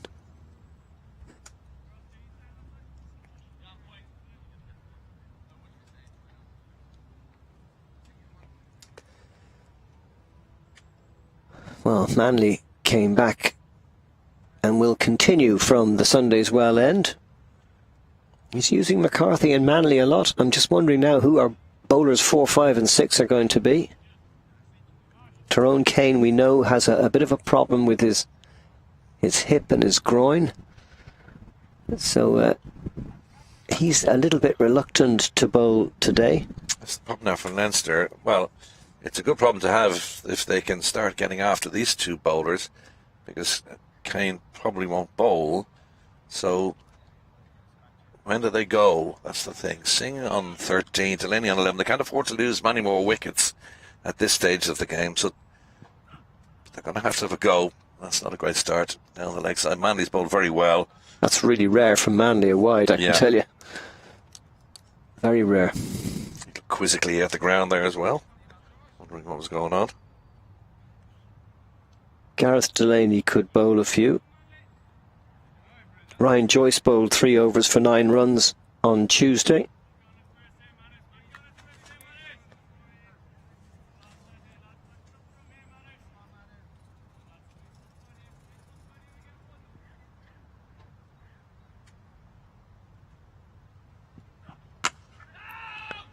And these 2 batters will know that as McCarthy and Manley use up their overs, they will be able to hopefully score at a quicker rate against the rest of the Munster Reds bowlers, so it's important that they stay together.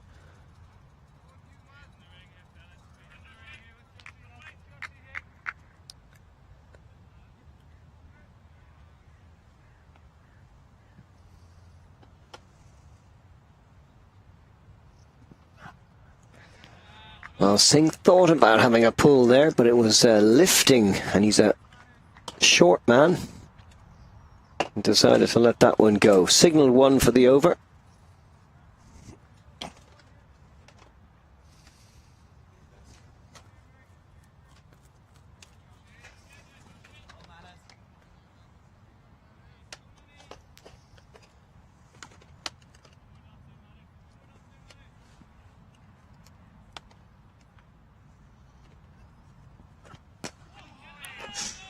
Singh thought about a run, but it's straight to McCarthy at mid-on. Manley, after bowling that uncharacteristic wide on his first delivery of this over, settling into his usual nagging accuracy. Bowling middle stump and hoping that the ball will just move away a little off the pitch. Same pitch that we used on Tuesday.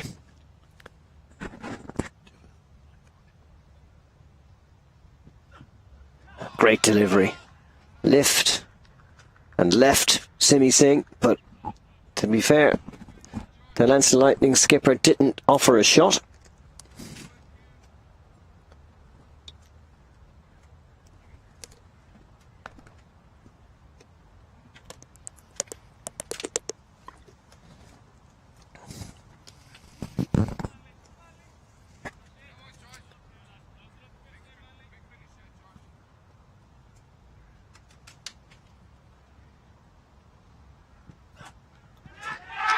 Down the leg side, the finger is raised.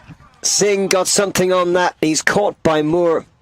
A poor shot from the Leinster Lightning skipper, but he couldn't stop himself from having a go there on that short delivery down the leg side. And Manley gets his third wicket. 3 for 21 now.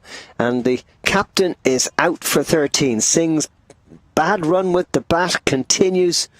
And the Leinster Lightning are in big trouble at 79 for 5. Oh, he didn't need to do that. He'd be very, very disappointed.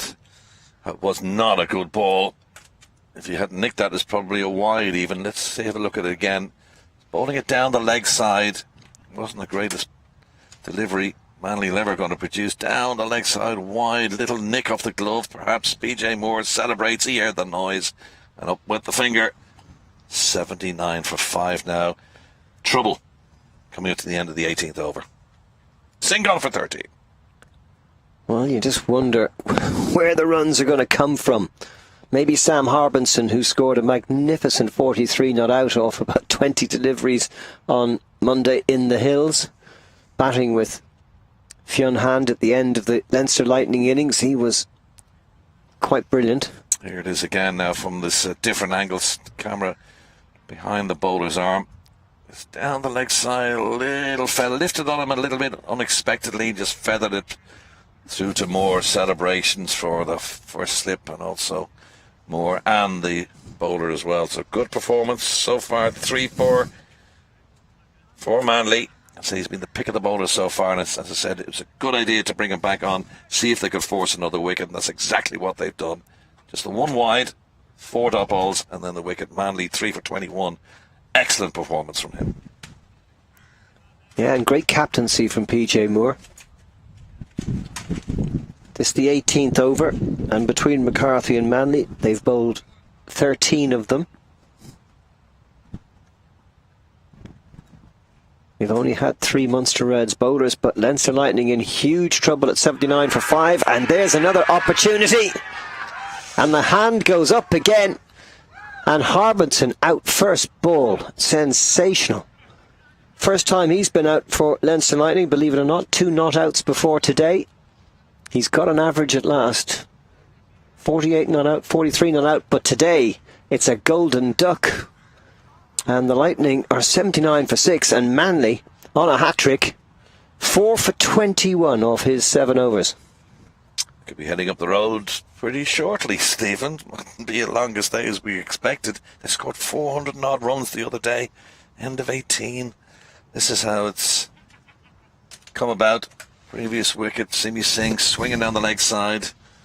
This one, little clip, straight to second slip, and they were celebrating before the ball had even reached the hand. So Murray Commons snaps it. Manley takes his 4th wicket. He's on a 5 for now and on hat-trick. It'll be the first ball of the next over for him and his hat-trick. 79 for 6. They're shorn a lot of their Irish international players, and it's showing now, I'm afraid. Harbison gone as well for the Golden Duck. And David Delaney, Gavin Hoey, Mikey O'Reilly and Amish Sudu, the only players left in the ranks now. They really are amongst the bottom end of this batting attack, and Hoey from Pembroke is next in, wearing number 57. He won't face. And a change of bowling, and it's going to be Mike Frost bowling. Some spin from the Mardyke Walk end, and what a great time to bring on your spinner. New batter at the crease.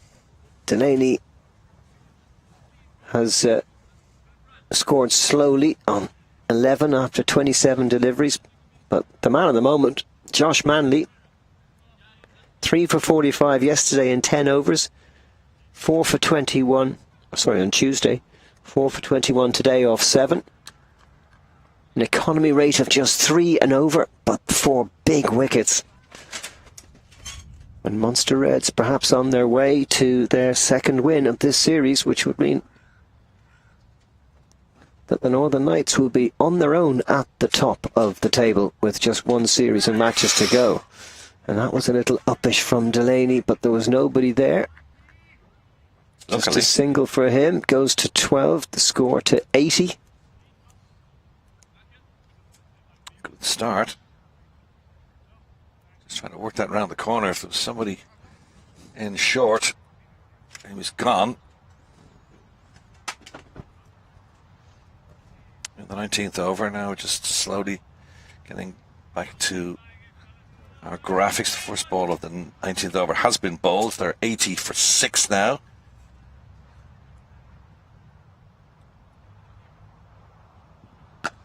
Short delivery, punched away by Hoey with some very good timing. That's going to go all the way to the boundary.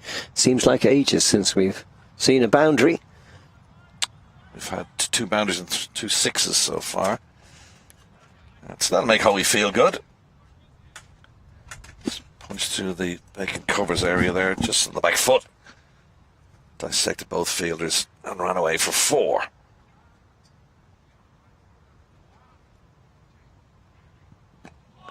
Nicely pitched up. Different test there for Hoey.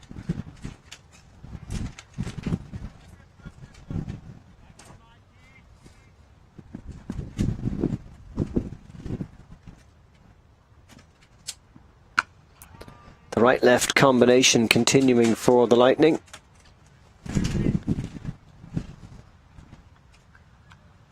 There's actually Gavin Hoey who's facing, wearing 57.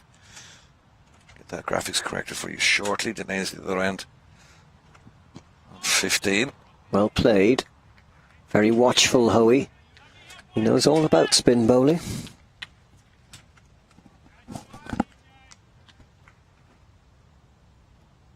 Six down in the 19th over. Slip still in for the Reds. They can afford to be aggressive and keep attacking these Leinster Lightning batters. That's a very good first over from Mike Frost. Just the boundary coming from it. 19 overs gone. 83 for 6. Leinster Lightning. Yeah, Hoey's already off the mark, so he's on 4. Delaney's on 11. They will correct that shortly. Yeah. So what's PJ Moore going to do? Will he continue with Manley, who's on a hat-trick. It looks like he Oh, he will. he has to continue with him. Well, you try and get the ball off him now, and he's going to bowl a hat-trick ball, or a potential hat-trick ball. Well, this is his 8th over. That's the only problem Well, for I mean, you're amongst the wickets now, aren't you? PJ You Moore. got 6 down. You can keep the foot on the throat. You might say, "Oh, want to hold him back for?" What's the point in holding him back when he's getting through? He's taking 4 for, and this is a hat-trick ball. You'd be very conservative taking a man off on his hat-trick ball, would you? Oh, I don't know. I mean, Stephen Alcock, come on. Seriously, he's a man's on a hat-trick. Well, he's still on, and here he comes. Hat-trick ball. And it's well played by Delaney to point for no run. You see what Delaney did there? Deliberately came down the track, advanced down to shorten the distance between himself and the bowler. And so hat-trick ball is gone, but no doubt about it. Mandy'd be very happy the way things are going for him. He's taken 4 for 2, the last 2 balls, the last over for him. And the Lightning are in trouble here. They have to rebuild again, a lot resting on the shoulders. You would think of David today. He can hit a big ball. That's all he's there for now. It's time to survive. Oh, and that's gone down the leg side. I don't know if they got anything on that. More diving full length. Couldn't pick it up, and it's gone all the way to the boundary for 4. Yeah, he hit the bat all right. And that was nearly another one gone. Most unconvincing batting performance by the Lightning so far. Even balls that are sitting there waiting to be clobbered are not being put away with any conviction. And Manley almost had his 5th.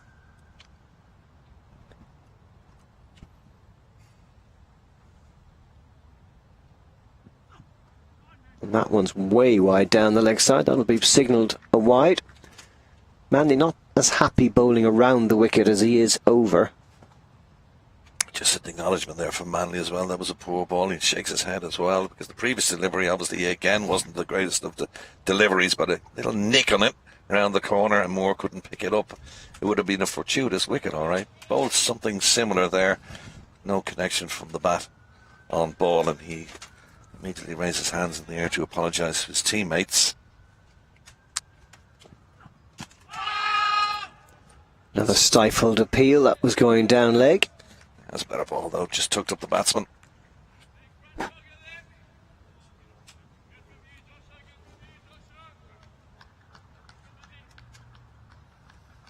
Leinster's previous 2022 here at the Mardyke, the previous lowest score is 135 all out, and they're still a long way from that.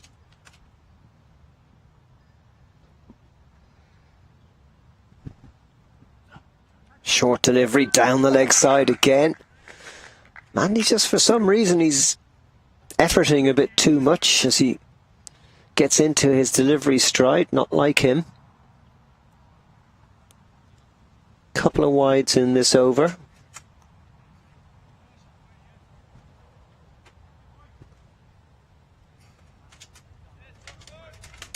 Delaney's actually on 16, Hoey on 4.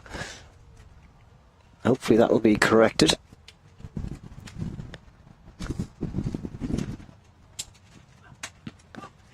That one came off the thigh pad, I think, and down to long leg for a leg by.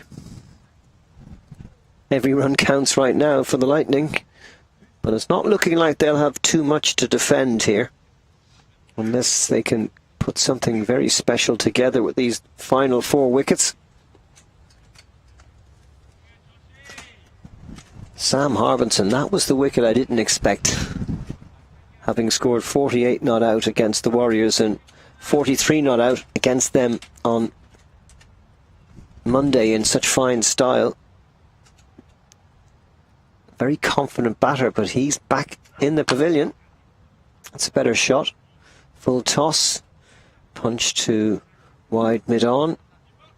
Couple of runs to Hoey, moves him to 6. Not the best over from Manley so far, we've seen. A couple of wides. And one over pitched. Low leg side full toss. Gobbled up by Hoey. Couple there to his name. moves into 6 and score to 92 for 6. Was a wide in this one, so it's the extra ball. And Delaney drops his bat, but he runs through for an easy single. Hoey with another single. He keeps strike. The end of 20 overs. Leinster Lightning 92 for 6. And here's the sorry tale of their innings so far. Yes, Lightning losing the toss. Been put into bat. It is a bit of a sorry card. All right, they were 2 for 2. With McLaughlin, Gavin and Tector back in the hutch. DeFreitas made 11. Lynch, Breezy, 31 before he became McDonough's only wicket to fall. Manley's got 4 for Harbison, the last one there. He put him on a hat-trick ball. Here's the bowling figures. Well, Manley, the pick of the bowlers. He's just completed his 8th over, 4 for 28 or 29. There you go, 4 for 29. And it's going to be Frost to continue from the Mardyke Walk end.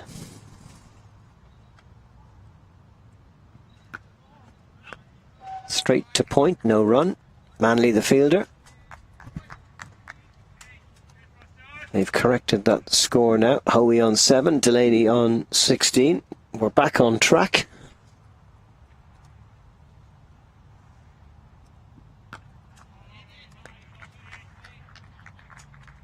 What Leinster Lightning have to do here is just bat boring. Don't try and hit any crazy shots. Just stay in. Bat them off, bat a few overs. Get to 25 overs and then see how you're fixed. Full toss. And it's not capitalised on because Manley makes the diving stop at backward point, so no run. And Hoey will be furious with himself. That was a gift.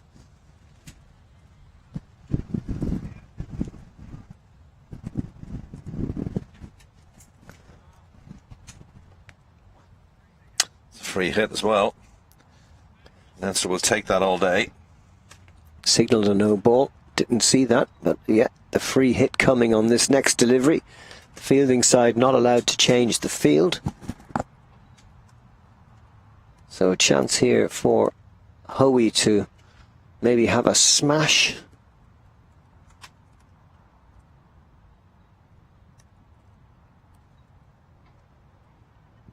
Down the leg side, he went for it all right. Ooh.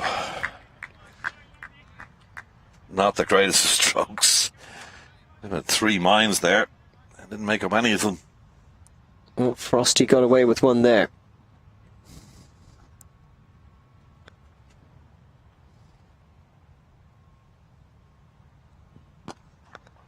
Hit straight down to deep mid-off for a single. Hoey goes to 8. Batting conditions are improving all the time here, Stephen, because the cloud cover is starting to lift. A little breeze across the ground coming from, looks like left to right as we're looking at it, as we can feel it. Won't slip in place. They've dropped the man back now to long on. Still 6 fielders, 7 fielders, including the slip inside the circle. That's how on top the Munster Reds are. Wide. Another wide. Another free run for the Lightning. Only Josh Manley has got on top of this thing. That's the thing as well in this game, is he's taken 4 wickets.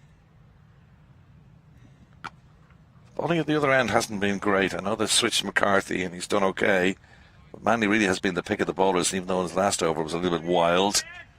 I think batting conditions are improving all the time. The rain has abated from early morning, and they say the track is getting drier out there as well, so conditions for bowling not as good as they are for batting at the moment as they push on towards those 3 figures. And Frost has moved deep in the covers to save a boundary, and a short ball is cracked straight out to him. So another run to Delaney, who goes to 17. Hoey on 8 at the end of the 21st over. Frost has none for 9 off his 2 overs. Delaney 17, Hoey 8, 97 for 6.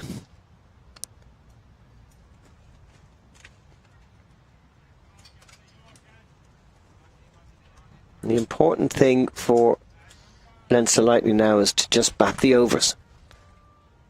Don't even think about the run rate. Don't think about anything else except staying out there. And it's Delaney who's going to come on here. Well, there's a message. Gareth Delaney. It was a message for you and me, wasn't it, down the years when we were playing Maccabi seconds? Bat out the overs. Make sure you stay there. Doesn't matter what kind of total you get, as long as you stay there and bat them out.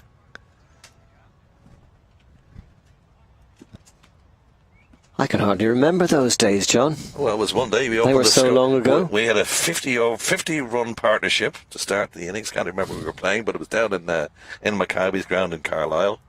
I think I scored 9. I think you scored a 50 as well. I backed you up very well, son. Didn't bat very well, but I backed you up nicely. I think I was there for about 3 days to get my 9, and you were whacking them at the other end. Great days. Carlisle days. Great days. We played Maccabi football in the winter and played for Carlisle Cricket Club during the summer. Really good days back in the 90s. Sadly, it's no longer a cricket ground. It's a bed-and-done gymnasium. The Carlisle Gym. Yep. Great loss to Irish cricket, that Big ground. Time. Big time. Delaney, the leggy. He gets through his overs very quickly as well. You blink and you miss it. Well, they'd be anxious to get through their overs quickly as well. Just keep that pressure on. Oh, you're on 8, Delaney on 17 off 34. He's doing a good job. Flatter delivery from Delaney, just pushed it through. Bowling over the wicket to the left-hander. Delaney with just 17 off 36.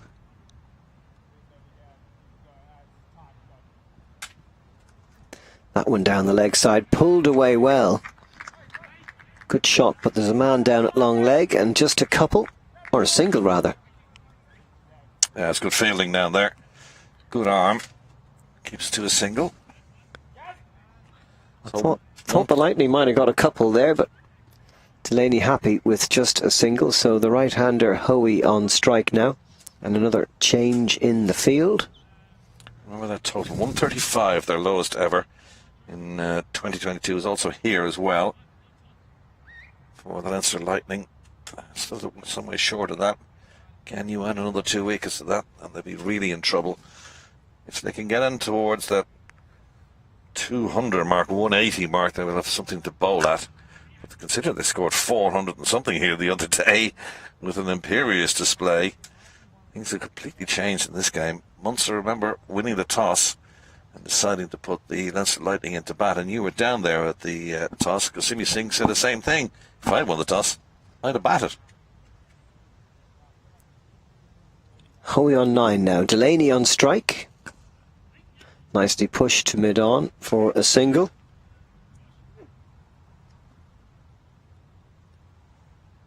The spin going to take over now for the Munster Reds in these middle overs.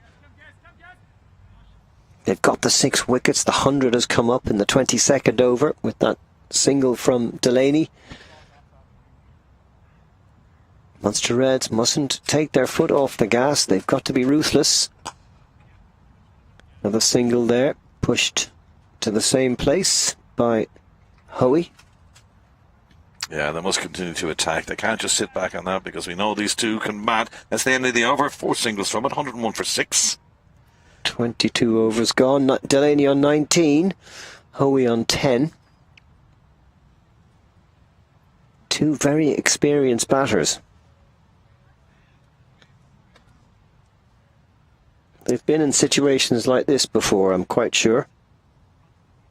Maybe not for Leinster Lightning, but in their careers in club cricket, as many a day you come out to bat and everything seems lost with 5-6 wickets down. And a couple of half centuries later, and who knows?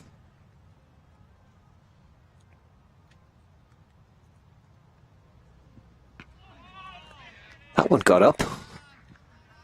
Jumped up off the pitch, but well played by Hoey, who was very watchful. David and Gareth Delaney, their cousins, we know, and Laura Delaney is another cousin as well. They've been delighted to see her getting our 185th cap yesterday in the win over the Netherlands. Almost got through, But Hoey able to turn it to square leg. Singles the order of the day for the Lightning at the moment, and grateful for every single one of them.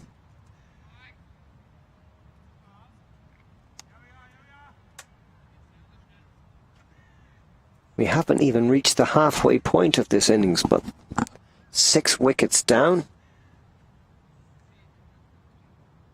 That brilliant start from McCarthy and Manley. Couple of wickets in both of their first overs. And Manley going on to take 4 for 29 in his 7 overs so far.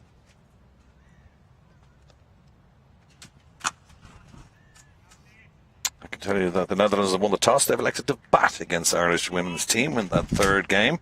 Ireland have won the series 2-0. They're looking to wrap up a series win and make it 3-0.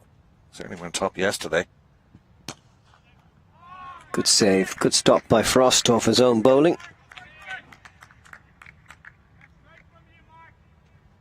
Just 1 off this over so far. Frost none for 10 off 2.4.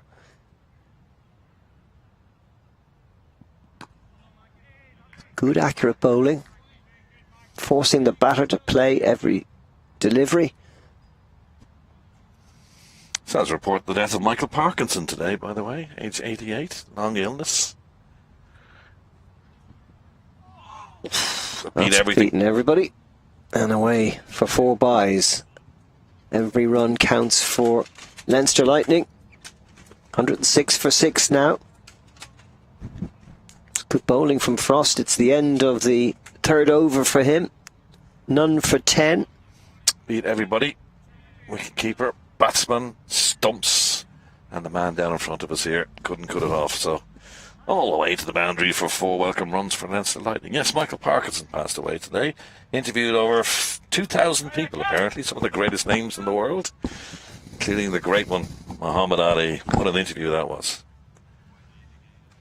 Indeed.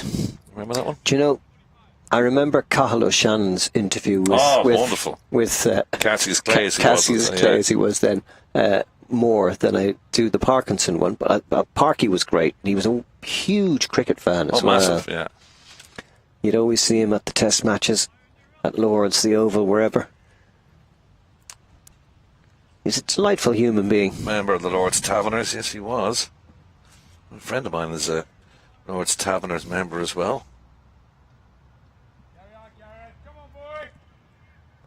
Words of encouragement for Gareth Delaney from the sideline just below us as he keeps with his leggies. That's coming from the bowler. Delaney on for his second over. The first went for just 4.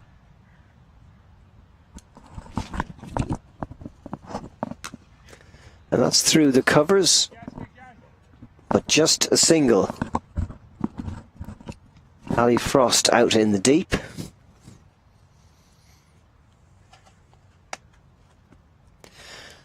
Slow but steady progress for Leinster Lightning since they lost that 6th wicket on 79.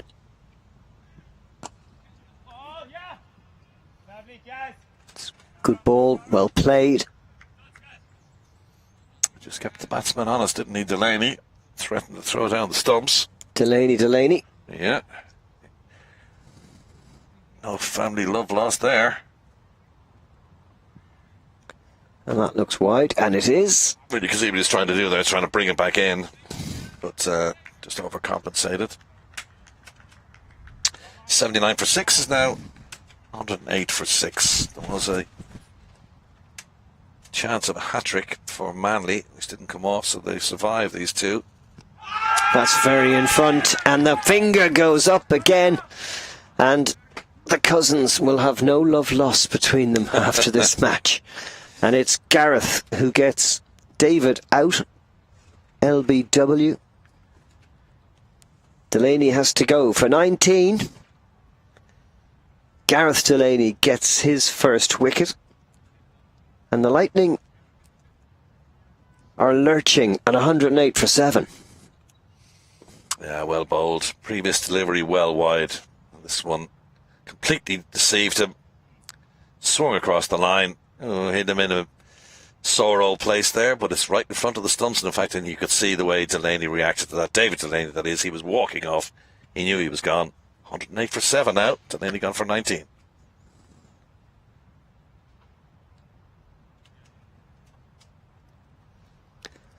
And coming out to face the music is Mikey O'Reilly at number 9. The young YMCA quickie. Munster Reds totally on top here. Leinster Lightning still 27 runs shy of their lowest ever score in this Rario 50 over series. 135 against the Munster Reds here in this ground back in last year. And they will not want to be the setters of a new low for Lightning cricket.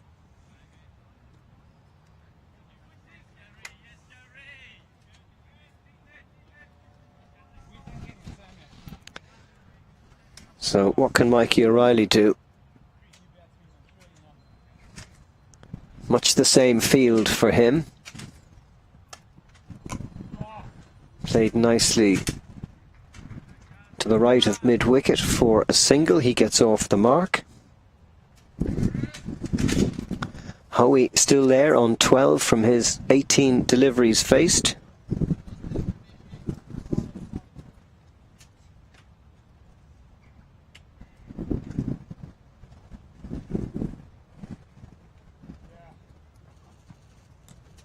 That's down the leg side and off the pads, I think. It is amazing to think that both captains would have been in agreement. That's the end of that over, by the way. 110 for 7 after 24. There would have been agreement about what they wanted to do with the toss. If Munster were going to bowl, and Leinster, if they'd won, would have batted. And had Leinster won the toss, it would have been the first time in 9 matches in this series. You've been saving that one up. I have. You've been saving that one up. But I mean, it's extraordinary that so many sides insert. Up to today, 3 out of 5. There's been 3 wins and 5 wins and 3 losses for the side winning the toss and putting a team into bat. So but you would have thought the weather condition this morning would have been ideal for bowling. Absolutely, and that's one of the main reasons why captains tend to put sides in. Of course, Leinster are missing a lot of their top name bowlers as well. Frost continuing from the Mardyke walk end. Howie on strike. 2 right-handers now at the crease. Leinster Lightning still 25 short of their lowest ever score at this level. That one squirts away off the inside edge to mid-wicket. No run. I don't think we'll see too many quick singles from now to the end of this Leinster Lightning innings. Last couple of overs for that, if they get that far. It's still a long way from using up their full allotment of 50 or even. We're not even halfway yet. No, exactly. Not the best of shots there from Howie. Didn't quite get to the pitch of it. Munster have to remember, though, that this is not over. They've got to get through these as quick as they possibly can. Don't let it get away from you. Unconvincing shot there, and probably was a single available, but neither batter even contemplated a run. Tector gone for 2, Singh for 13, DeFreitas 11, Harbison without scoring. Straight back at the bowler, took that well off his own bowling. Delaney went from 19. McLaughlin, Gavin early on, opening the batting, gone for a duck as well. One of Manley's 4 wickets. Munster certainly on top in this game. Frost trying to complete the maiden, but he's bowled that one a bit short, and it's been thumped away through the covers by Howie for a boundary. He goes to 17. Leinster Lightning 114 for 7 at the halfway mark. Fine shot.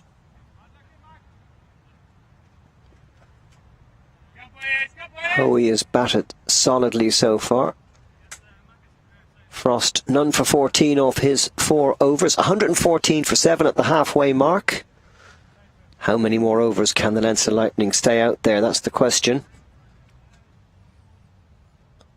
Last 5 overs, they've scored 38 runs, but the loss of 3 wickets. Gareth Delaney, having got a wicket in the last over, continues from the commentary box end.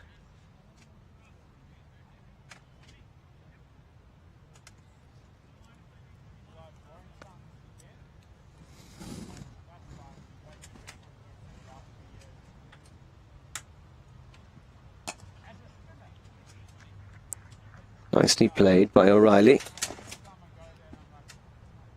This is his first time batting this year in the Rario IP50s. The lower order batters for Leinster Lightning don't often get an opportunity to bat, given how dominant sometimes their star batters are. The likes of Tucker and Dockrell, and McCarthy and Hand, and so this is an opportunity for Mikey O'Reilly to show what he can do. He won't get that away. That's great bowling. Nicely flighted. Yeah. Off break as well. Roll the fingers the other way around the ball, trying to deceive the batsman. He has that in his armoury. 4 dot balls so far from Delaney. 1 for 8 from nearly 3 overs. Again, rolls his fingers over the ball. Nice little leggy. Again, a dot ball. Pressure builds. Straight to Kane at mid-wicket. And I know PJ Moore will be delighted that he hasn't had to bring on Tyrone Kane, because Munster Reds are so on top. They don't need to use a bowler who would normally get through 6, 8, 10 overs. Oh, and there it is. Another wicket. Set him up, didn't he? He really did set him up.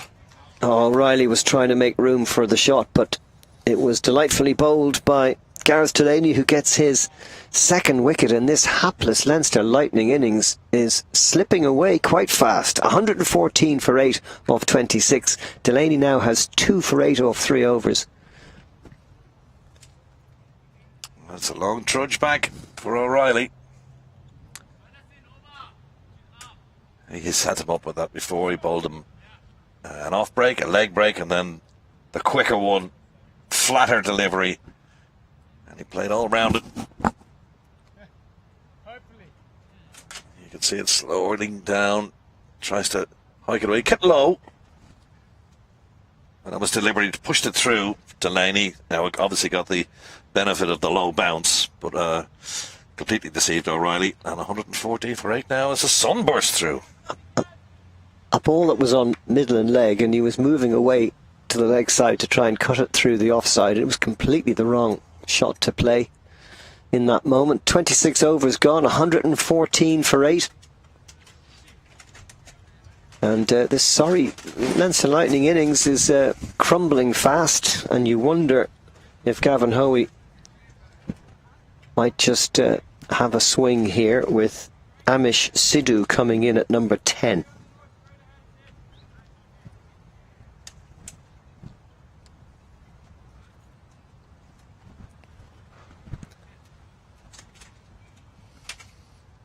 Amish Sidhu, who doesn't get too many opportunities playing for Leinster Lightning. But of course they're without all of their Ireland players today. Seems to be the forgotten man, doesn't he? He just pops in and out when they have to call upon him because of international call-ups. He's a good bowler. Leinster Lightning still need 22 runs to avoid their lowest ever score in a 50 over.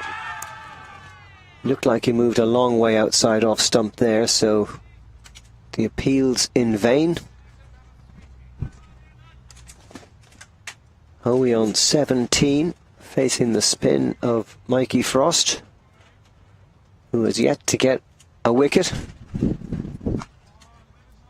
Straight to the fielder at backward point. That's Josh Manley. No run. Gavin Hoey's on 17. He's got to stick around, and hopefully, from their point of view, likes of Sidhu can stay there well as well. And Sean McNichol was last in. This could be trouble. Well, he's patted it onto the stumps, but the umpire is in a good position there. It's a little bit of a wild throw from Ford. Didn't really give the opportunity to the bowler at the far end to complete the run out, but he kept him honest. Just tickle around the corner here. You can see straight to Ford. Little hesitation in the running. He just pads it onto the stumps and then claims the out. But if the ball had been a bit straighter or at the stumps or maybe hit the stumps, it would have been probably gone. Very unconvincing stroke that from Hoey. Trying to pull it away to mid-wicket. And he got his shot all wrong. So that brings Amish Sidhu on strike.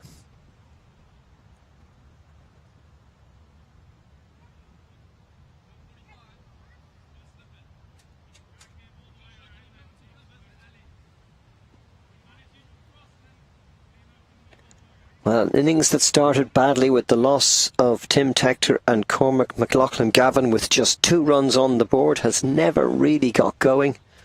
Small partnership between De Freitas and Seamus Lynch looked like it might rescue the innings, but the wickets have fallen at regular intervals. Slip and a leg slip in here for Sidhu.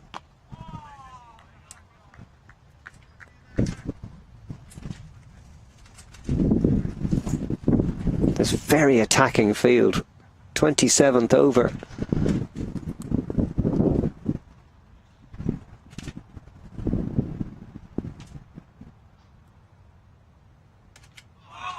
Tries to cut.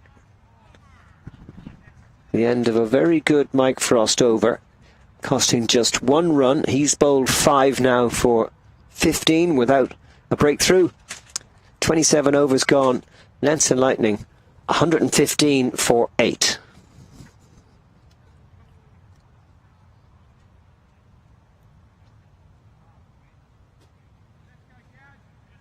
Two batsmen there. You can see facing us. Well, he's back to us anyway. We're number 5. Amish Sidhu, the 26-year-old, left-handed bat. Born in the Punjab. Playing for Punjab under 19s and under 22s as well. Now the Munster Reds.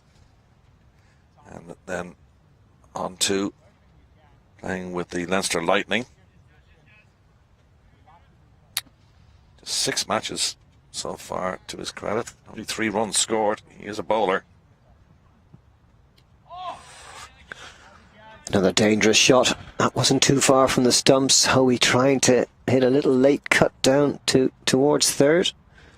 So what does Hoey do here? Does he go after the bowler and try and get as much runs as he possibly can? Or does he just block? And there's your answer. Straight down the ground he goes. And that's exactly what I think he needs to do. There's only 2 left, 2 bowlers. And if he's going to attack, he might as well attack now. Straight down the track he goes, 3rd maximum of the innings. Nice shot this, Delaney. Just giving him the opportunity to dance down the track and him and straight over his head. Nice shot.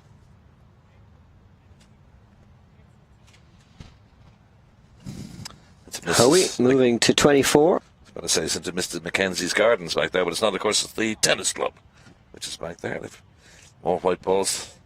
And Rory McIlroy has clubs in there. Just 4 inside the circle now and no slips for Delaney.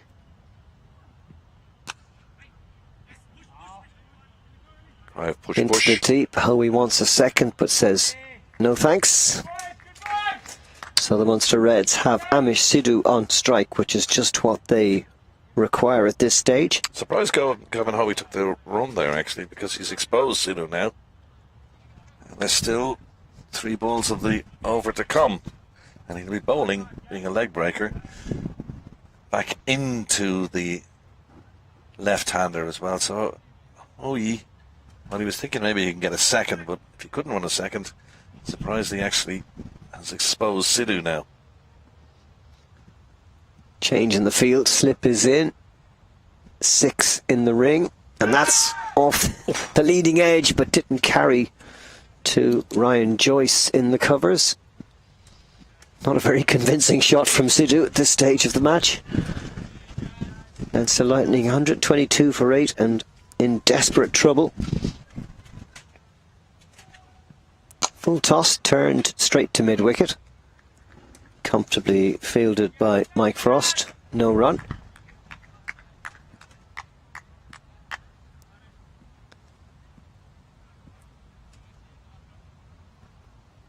.135 is the mark they're looking for. Just for pride, really. Last ball of the over. They've dropped a couple of men inside the ring, outside on the leg side. 135, lowest ever total from Leinster. Shorter, flatter delivery. That one to end the over. 122 for 8. Delaney 2 for 15 off 4 overs. Sidhu yet to score. Hoey 25, the last great white hope for Leinster. And 122 for 8 off 28. And here's that Leinster Lightning card, starting with that disastrous start. Tector and McLaughlin Gavin out for 2 and 0, and the score was 2 for 2. DeFreitas and Lynch making a little bit of a comeback, but there hasn't been anybody who has been able to stay in long enough to turn this innings around. Bowling figures have been excellent for the Munster Reds. And now with Hoey on strike, trying to maybe set a field that will allow him to hit a single and get off strike and get Sidhu down to the action end. Went for the big one there, did Joyce. Or Hoey rather, and it's right through to slip fielder Murray Cummins.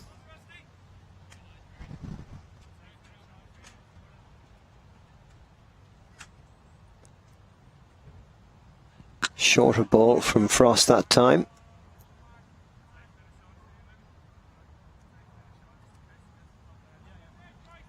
Got the feeling that Hoey doesn't know whether to stick or twist here. Wants to stay out there as long as he can, but almost afraid to get on the front foot and attack the bowling. Last recognised batsman for the Leinster Lightning. That's short, pulled away, there's nobody there. And that. A couple of bounces over the ropes for 4. Now they're depending on Hoey to stay there as long as he can. Face as much of the batting or the bowling as he can as well. Conditions are getting better all the time. It's warming up. Yeah, those clouds overhead starting to break up. A little bit more sunshine, a little bit less of the gloomier conditions we had earlier this morning. Slip has come out. Got the backward point.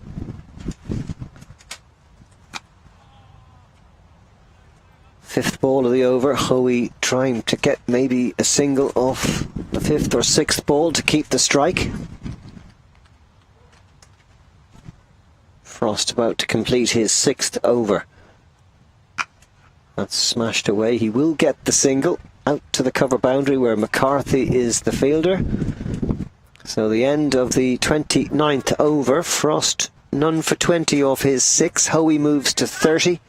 Sidhu yet to score, and the Leinster Lightning after 29, 127 for 8.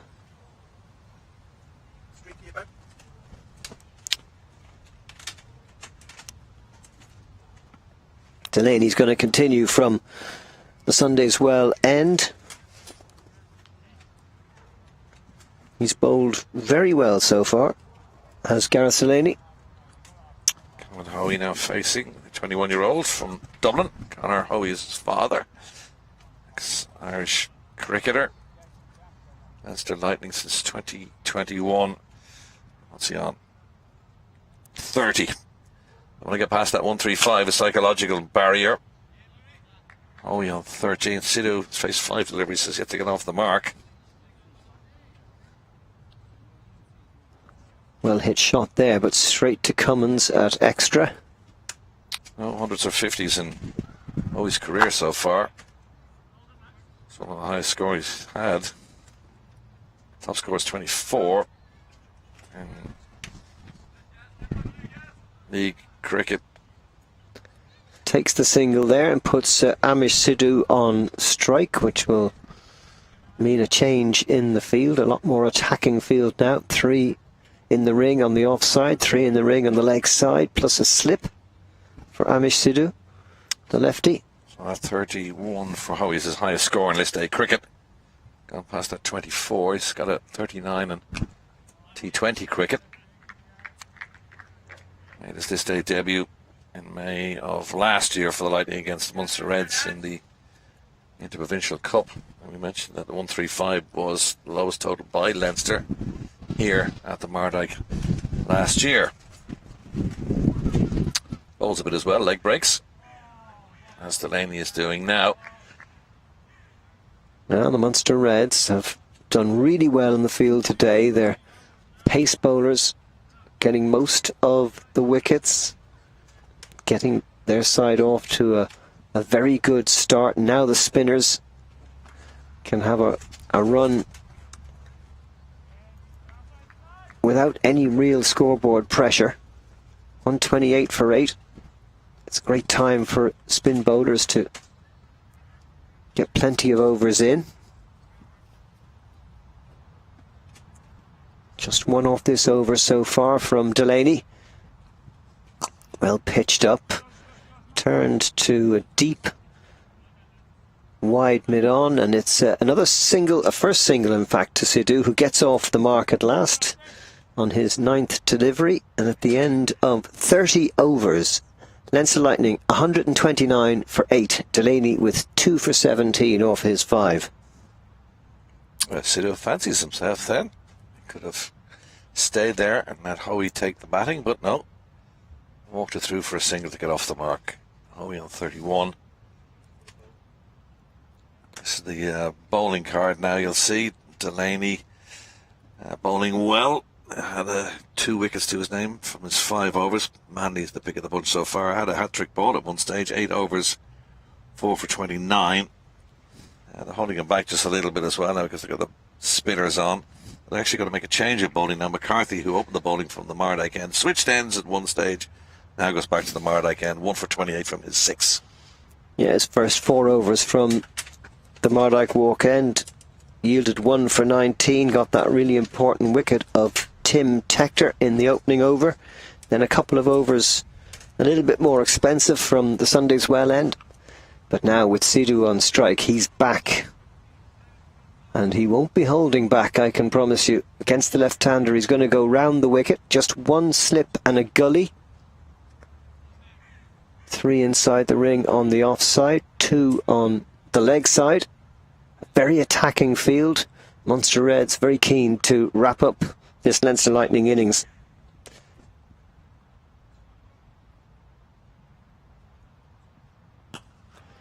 Yorker length delivery, well dug out by Sidhu. That's well batted by Sidhu. A man who's coming in at number 10. Dig out a ball like that, fired into his feet. Leinster Lightning still 6 short of their lowest score in an IP50. 135 all out against the Reds last year. That one's down the leg side. Was there a touch? There was a noise. And the finger goes up after considerable thought from umpire Johnny Kennedy. Sidhu's not happy. He says it came off the pad, but the umpire at the far end says he has to walk, and he's still pleading his case. There was a noise, and we could hear from here. Sidhu says it came off my heel. He's actually still pointing at his heel, and he has to walk. He's just got no option here. There's no replays. There's none of that. If the umpire gives you, you've got to walk. But he's not happy at all out there. It looks like he's convinced it didn't come off the bat at all. Don't know if we can see much of that from this particular angle. It was down the leg side, and there was a noise, all right. Moore took it. He was confident. And then it just took a long time for the umpire before the finger went up. They're having consultation now, but Sidhu has to walk, and that's 9 down now with a score of 129. Impossible to tell from that angle whether there was a contact, but looked like keeper Moore was more interested than McCarthy, but he's come back and got the breakthrough straight away. And that's all that matters. Sidhu is out for 1 run.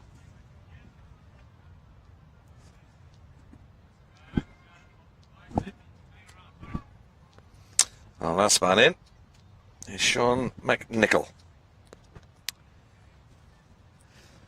Leinster shorn of some of their top name players, the likes of Harry Tector, Andy Balbirnie.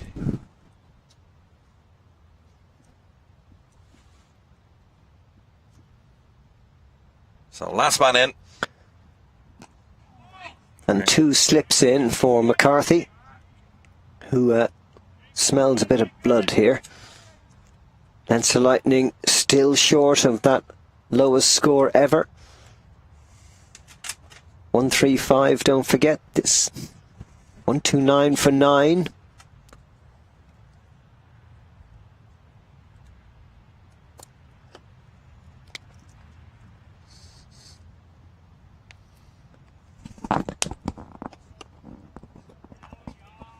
Two slips and a gully now for McNichol. 25 years of age, Australian. He has an Irish passport. Played for Victorian Premier Cricket representatives, 11, and Greenvale Kangaroos Cricket Club in first grade cricket. And now he's the last man in, Sean McNichol. Oh, beats the outside edge. That didn't look too convincing. A bit of a waft. Waft, mate. Very strange sort of a shot, but not something that you're He's with the Hills. surprised to see from... He's with the Hills now these days, I believe. So he signed in for their Leinster cricket campaign, really, from Greenvale Kangaroos. He's a quick bowler, so we'll see him in action shortly, hopefully. That was a bit better. Played straight to mid-off, where Joyce is the fielder, and McCarthy back in the wickets. 2 for 28 off his 7 overs.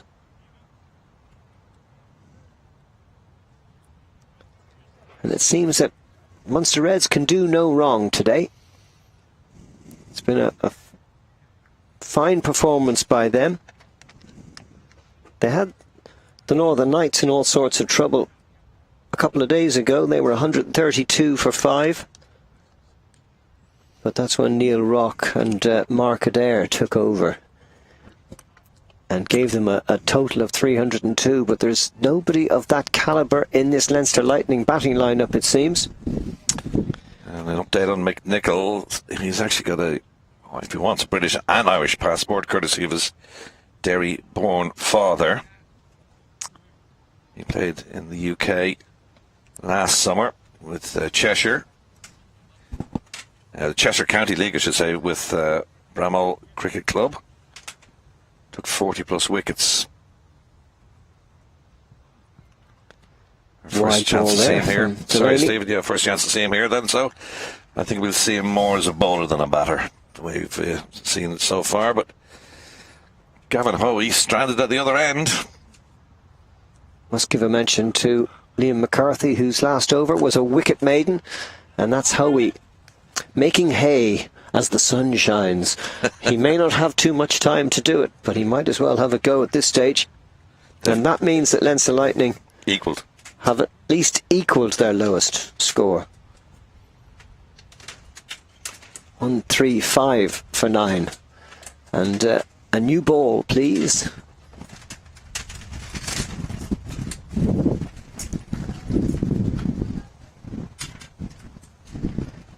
Johnny Kennedy picking the best from the bunch. The wind really picking up now. This was a forecast today that the wind would get up around midday and be quite breezy in the afternoon.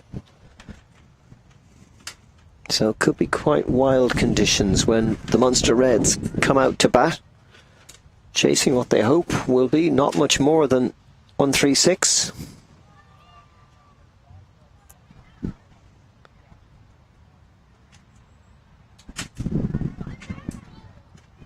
Flatter in the that's air. Up in the air, and there's a chance here, and it's brilliantly taken. 4. It's the end of Hoey. Murray Cummins diving at extra to take the final wicket. And a sorry end to this Leinster Lightning innings. All out for 136, just one more than their lowest ever. And Hoey has to go, caught by Cummins. Good catch. And bowled by Delaney for 37. Delaney gets his third wicket of the innings. And a fantastic performance from the Munster Reds, who have been completely dominant today from first to last. As good a bowling and fielding performance by them as we've seen for many a year. Yeah, batting card, and it's sorry looking. Only Gavin Hoey really got amongst them. Tactor out for just 2, and then McLaughlin Gavin out for naught, faced just 3 deliveries. They moved the score from 2 for 2 to 44 for 3.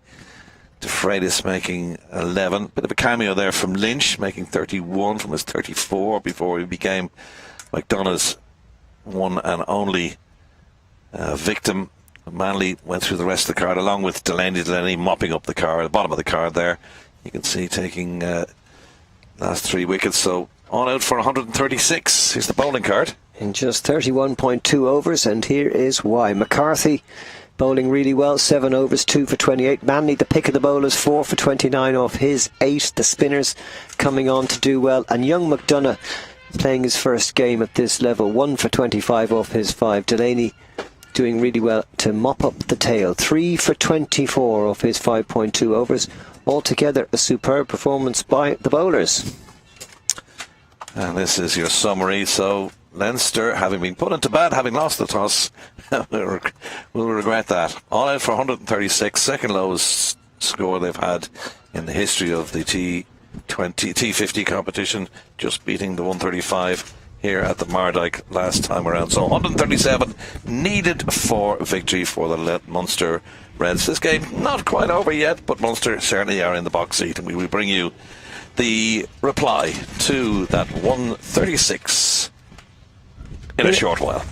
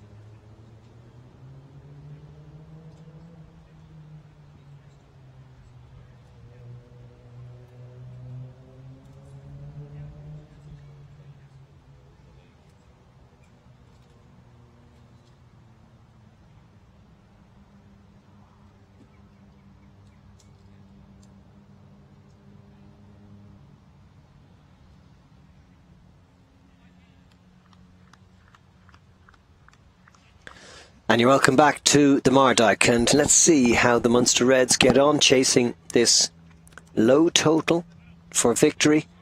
Unexpectedly early. In the sun, no lunch break taken. It's so early that they've decided to take the break. What was it, 2:15? 2:15, yeah. And that could change as well, especially as they're getting close to the target. So, we'll have to see. Murray Cummins opening, the left-hander, Ali Frost at the non-striker's end, and Mikey O'Reilly will be steaming in from the Sunday's Well end. And, well, Leinster have got no choice but to give it a go here. They've got to really push the boat out with this bowling performance if they're to get into the match. Seems like a very low total, but this wicket certainly giving some assistance to the bowlers. And here we go. O'Reilly on the charge against Cummins. Played with a very square straight bat to McNichol at mid-on. No run. Second lowest total ever by Leinster Lightning. Just 1 run more than they scored here last year.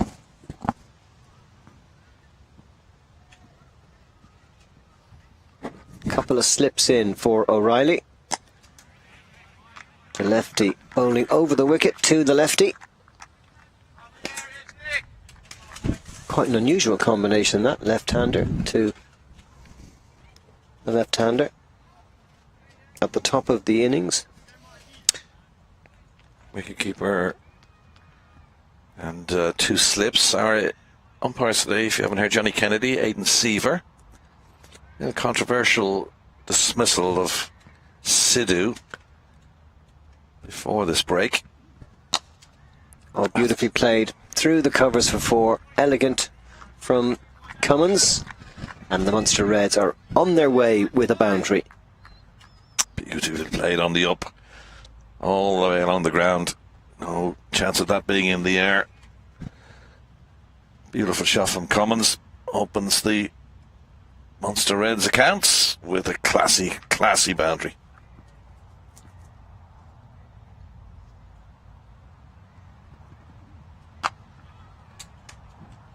Murray Cummins from Cape Town. Left-handed bat. Has some very good scores in this series this year, including a century against the Northern Knights back in May. Played 2 test matches for Ireland, 2 one-day internationals as well. Fortunately, didn't get amongst the runs, so he's been surplus to requirements since, the 26-year-old. Very attacking field from Leinster Lightning. They've got no choice, really. Oh, that's a brilliant delivery, and O'Reilly has his man. Oh. Extraordinary start to this innings, the 5th ball of it, and the breakthrough is made, and Cummins is bowled by a superb O'Reilly delivery, and it's 4 for 1 in the first over. That's a bright start, that's what they wanted. Cummins had smacked him for a boundary, and now he's got the long walk off. Didn't last the first over. Cummins bowled O'Reilly for 4 for 1 off 0.5 of an over, and this is how he went. 2 slips in place. Left-hander to left-hander, as you said, Stephen. Unusual. Beautifully bowled, actually. That landed on middle stump and kept on middle stump and just kept going and hit middle and off. And I'm afraid Cummins played all around that one, exposed his stumps, and he had to go. Matt Ford from Malahide is our next batsman in. Very strong breeze blowing up the ground into O'Reilly from left to right as you look at your screen, and there was a lot of movement on that delivery. He's going to continue over the wicket here to the right-hander, Matt Ford.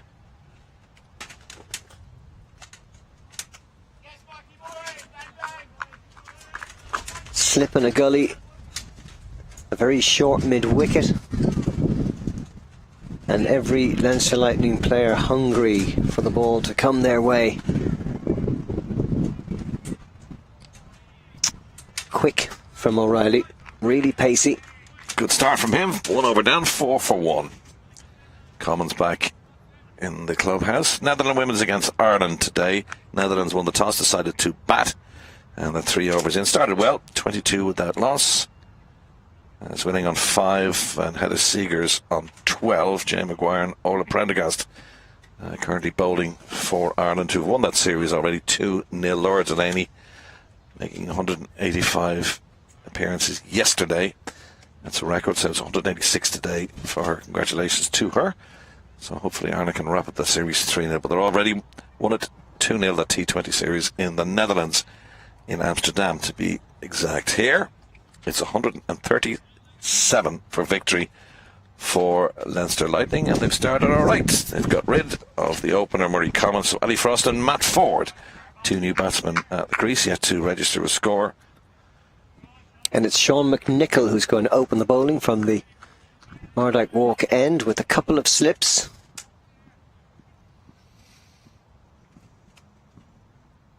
Leinster Lightning with their tails up, and that's a very good opening delivery.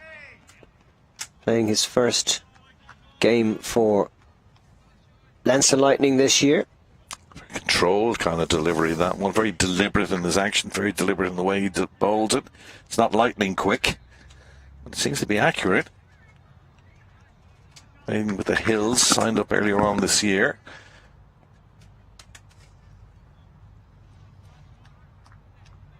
Left stranded at the end of the innings, but he's not here to bat primarily, he's here to bowl. 2 slips and a gully for Ali Frost. Happy to watch that one go through to the wicketkeeper, Seamus Lynch.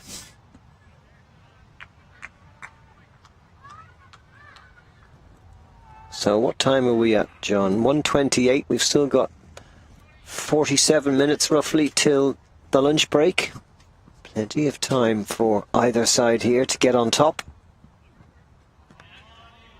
And again, circumspection from Ali Frost, having a good look, trying to assess what this pitch is doing.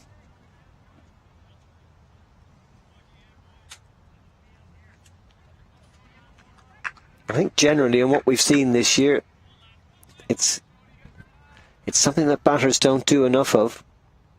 Let a few dot balls go. Played straight to mid-on.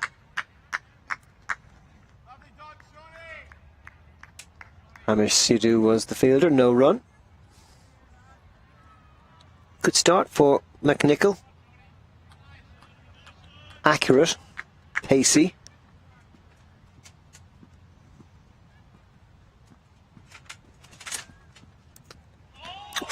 Oh, and that one was an even quicker delivery, well pitched up. Caused some problems for Seamus Lynch behind the stumps, just had to take his glove off. He seems to have just maybe not caught it in the meat of the glove. Well, maybe a low-scoring match, but it usually follows that the second innings follows the pattern of the first, such as the conditions of the pitch. So they've lost an early wicket. He looks really accurate, doesn't he? He's not lightning quick, as I say, but he's pretty accurate. That's a very good opening over. A maiden. Maiden for him. A wicket in the first over from O'Reilly. A maiden over second from McNichol. 4 for 1 after 2. Frost and Ford yet to score.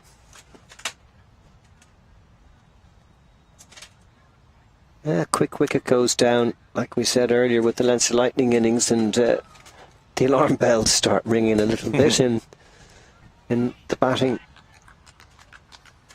dressing room, and we'll just see, what happens.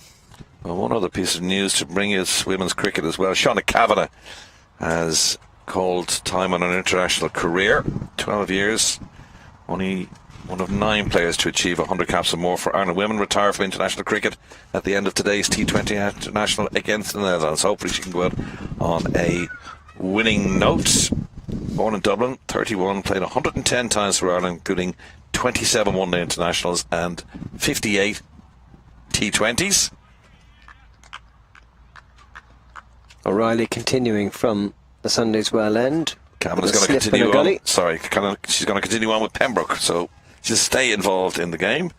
Hopefully bring through a new batch of underage or women's cricketers onto the international stage. Our Laura Delaney and Ed Joyce in tandem, trying to get Ireland up towards the highest branches of the game.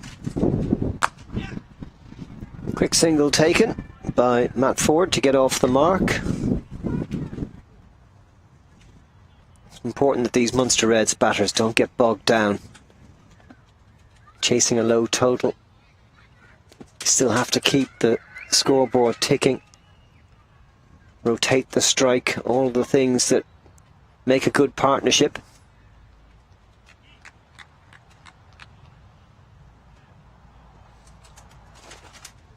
I was alluding to is that sometimes a low score is followed by a low score from the team batting second. That early scare now with Cummins gone.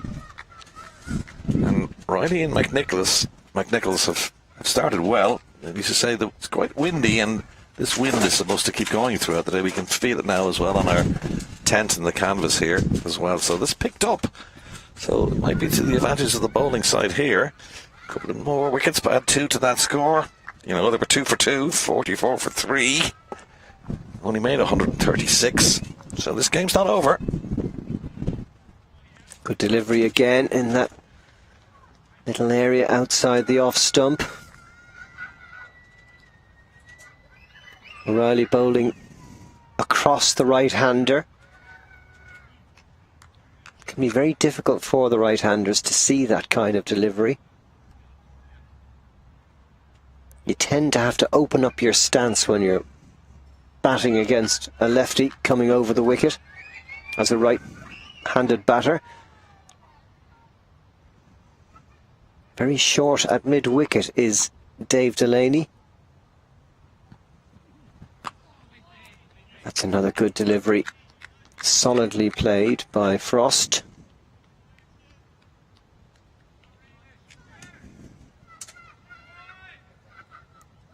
Yeah, there'll be a few doubts, all right, with these two batters. Plenty of really good players to come, though. And Munster Reds have to be big odds-on favourites to go on and win this game and get their second victory in the Rario series.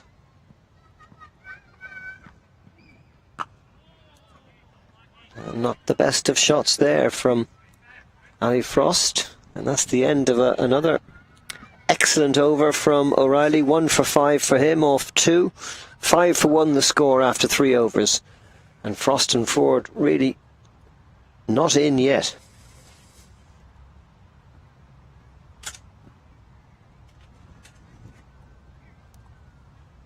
Sean McNichol will continue from the Mardyke walk end with 2 slips and a gully. Point, cover and mid-off. Wideish mid-on. It's rather like a test cricket setup, isn't it? They have to attack. No choice really. Leinster Lightning need wickets.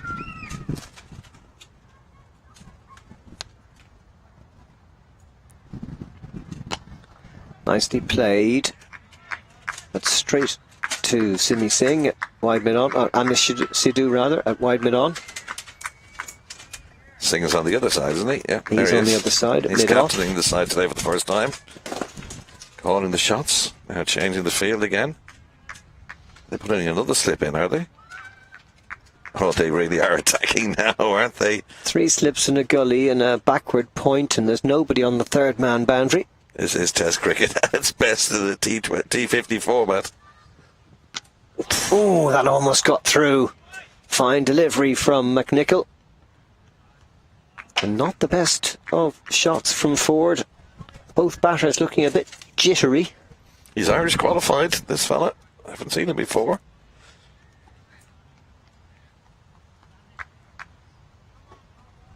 He's a very good bowler, he isn't. Some of the bowling from Munster at times was a little wayward. But this guy seems to be on the money all the time. No wayward bowling at all from McNichol. And that's beautifully bowled, leaving the batter outside his off stump and going through to Lynch behind.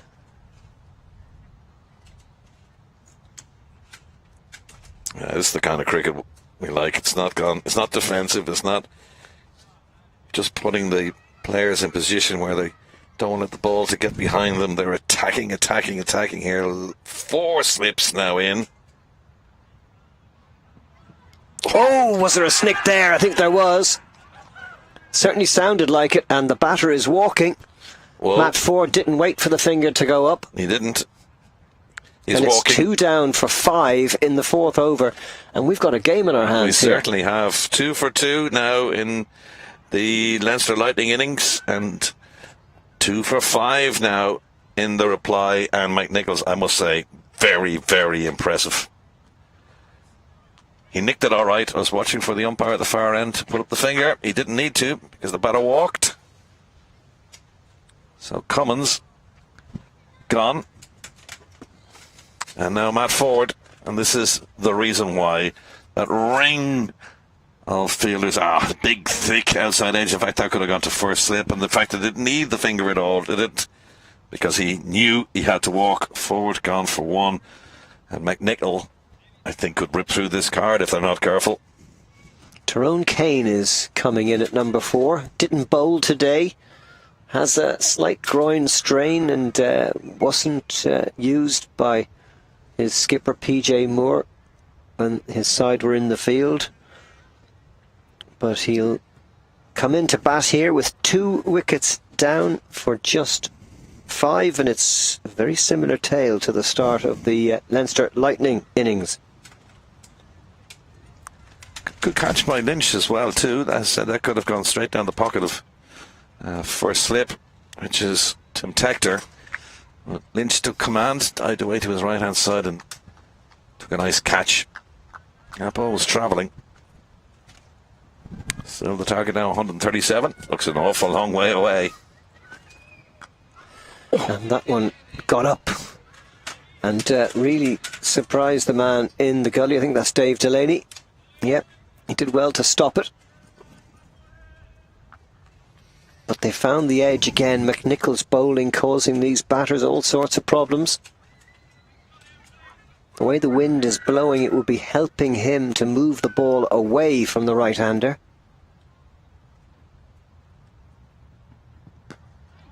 Better shot that from Tyrone Kane. And at the end of his 2nd over, a wicket maiden for McNichol. 4 overs gone. 5 for 2 the score. If you look up on some of the majorly well-known cricket sites, Sean McNichol's name doesn't really register. It tells you what team he plays for currently, but that's about it. No stats. But he is playing for the Hills, having played in Australia before that, the Australian. But very impressive what I've seen so far. Just 2 slips in a gully for O'Reilly.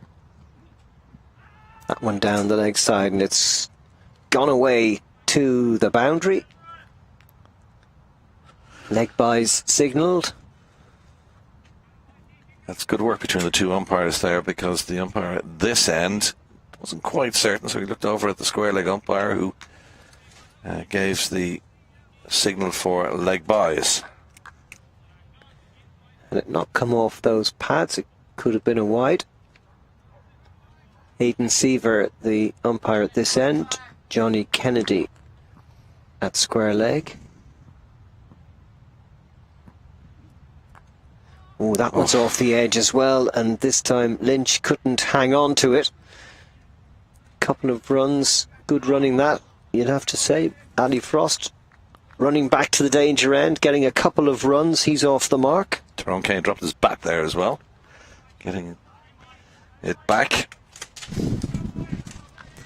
That's all happening in the Mardyke. We've seen 12 wickets already in about 35 overs. We're supposed to be taking lunch at 2:15. I don't know about you, but I'm hungry. I'm hungry as well.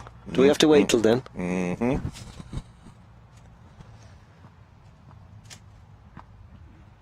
Oh, that's slashed away over the head of point and Should away go. for a boundary. There's a bit of a hill down there, so as soon as it gets to the top, it's going to race away, and therefore very valuable runs for Munster. Slash hard.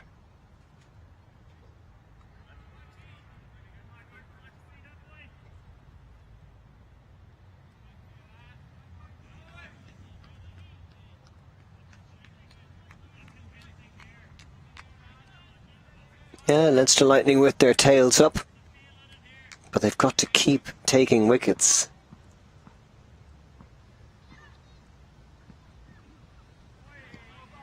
Run rates and run rates required are irrelevant when you're chasing a total as low as 137.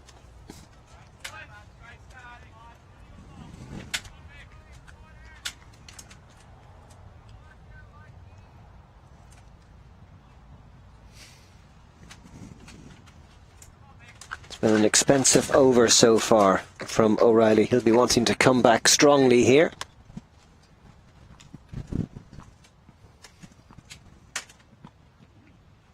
That's a good delivery. Well played by Ali Frost, who stays on 6. Kane yet to score.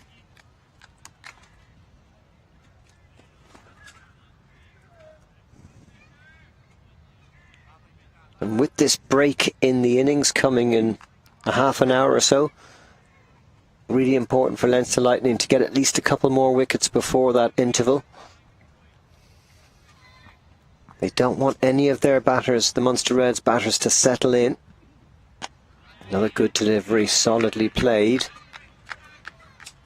And that's it, 5 overs gone. 15 for 2 Leinster, or Munster Reds rather, in reply to the Leinster Lightning total of 137. Frost on 6, Kane on 0. And both O'Reilly and McNicholl have made breakthroughs.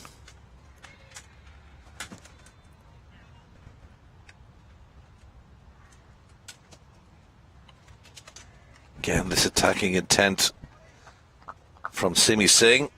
McNichols working in tandem. 4 slips in place. Well, 3 in a gully. And the wicketkeeper as well. Oh, nice delivery. Leaving Tyrone Kane. Kept a little bit low. Wouldn't have carried through to Sean Lynch.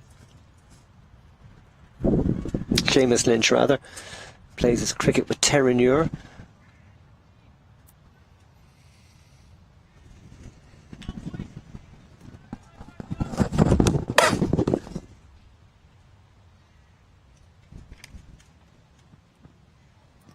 Slower delivery that time from McNicholl. He's varying his length and his pace. He hasn't bowled a loose delivery yet. No, that's the one thing about him. He hasn't bowled a loose delivery yet. No wides, no leg bys, just line and length and accuracy. He's not the quickest, but my word, he's accurate. And Kane having a go there. He wasn't far away. That was really close to his outside edge. Okay, the 29-year-old came through as an Ireland under 13, right through 15s, 17s, 19s, and into the international squad. He's been in the wilderness for a little while. He wasn't expected to bowl today because he's injured. He's in as a batsman, but he's having difficulty. They all are against this man, McNichols. He qualifies for Ireland. I wonder somewhere down the line will be in the Irish squad. Well, what I've seen so far, it's pretty good, and selectors will be keeping an eye on the man from the hills. 16 dot balls in a row at IP50 is very unusual indeed. And a wicket as well. And he's so close to getting a second there. Kane getting frustrated. Yet to get off the mark, having faced 7 deliveries. Yeah, Kane in this form of the cricket is a very quick scorer. And he'll be getting very, if you can see his shoulders slumped a little bit, he's threw his head back in frustration. That'll down the track to have a word with Ali Frost, who just obviously told him, keep your cool. We've 2 down, still plenty of overs to go. Try and see this guy off if you can. And that's straight to the fielder at mid-on, and another maiden over from McNichol. 3 overs, 3 maidens, 1 for none. That's a rare. Rare as hen's figures. teeth. Rare as hen's teeth.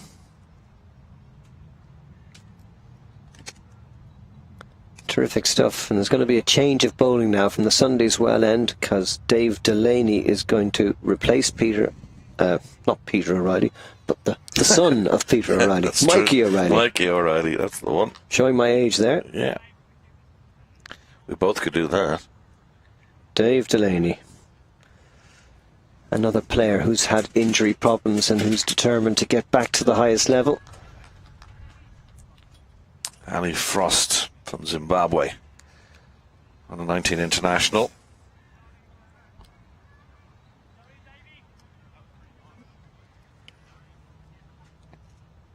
Named in the Zimbabwean squad for the 2018 Under-19 World Cup, then moved to Ireland. Has been playing for the Reds ever since. Here comes Delaney, no run. Quickly onto it is De Freitas. Well, there's no question of this Leinster Lightning team sitting back and saying, well, we've no chance today. They have come out steaming. It's been a fantastic start for them. 15 for 2, 6.1 overs. They couldn't have done much better. That's a fine shot. Cracked away through the covers by Ali Frost. And that'll certainly take a little bit of the tension away. He moves to 10. The score goes to 19 for 2. And one of the best shots of the day, that. Beautiful square drive, just whipped it away. And nothing the fielder could do about that. It actually flew to the boundary. 4 welcome runs. Clever thing to do for these 2 batsmen. See off the openers. They've got David Delaney on now. They've just got the 2 slips in place. That's off the outside edge, but O'Reilly is down there at third man, so just a single this time for Frost. Certainly attacking field when McNichols is on bowling. Not quite so much for David Delaney. Kane on strike at the far end for the first time.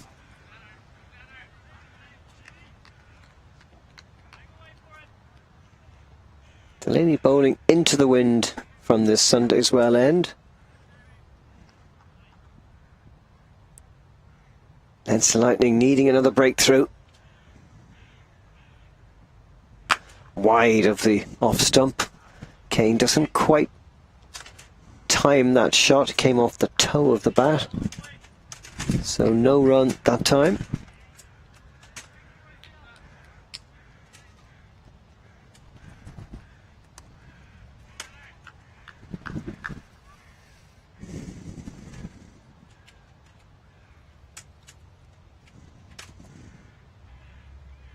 Delaney, a powerful bowler.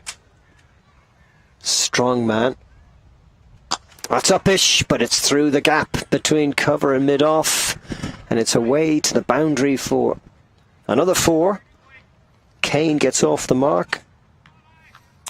They're targeting David Delaney here now, the 25-year-old Dubliner.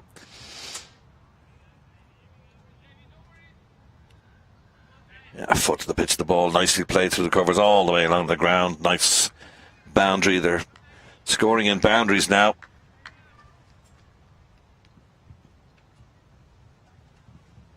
Expensive over this in the context of a total of 136 to chase, and they've taken a quick single here as Harbinson comes around from mid-off to field. And Kane will keep strike, and he goes to 5. The score to 25 for 2, the end of 7 overs, and that Delaney over going for 10, which is expensive in the context of this game.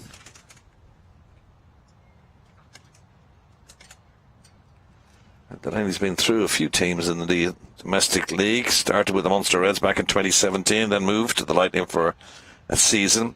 Went to the Northern Knights for 3 years now, back with the Munster Reds since last year.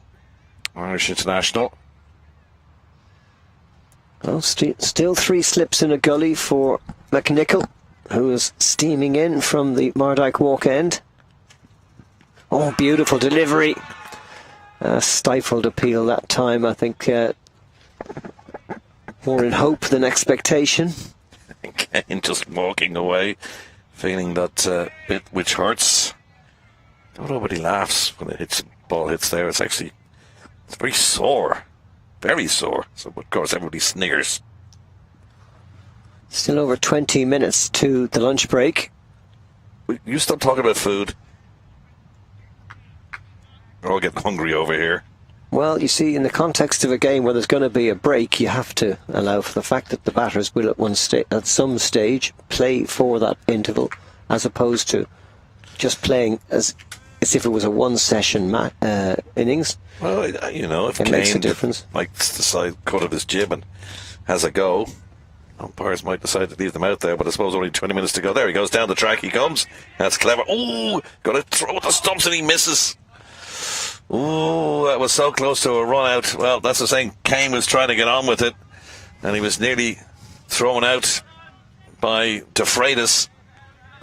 Good backing up by Mikey O'Reilly out in the deep.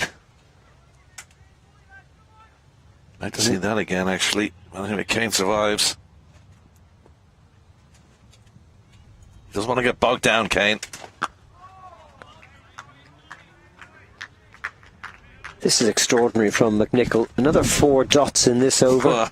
He didn't even concede a run with the run out, or attempted run out. 22 deliveries now.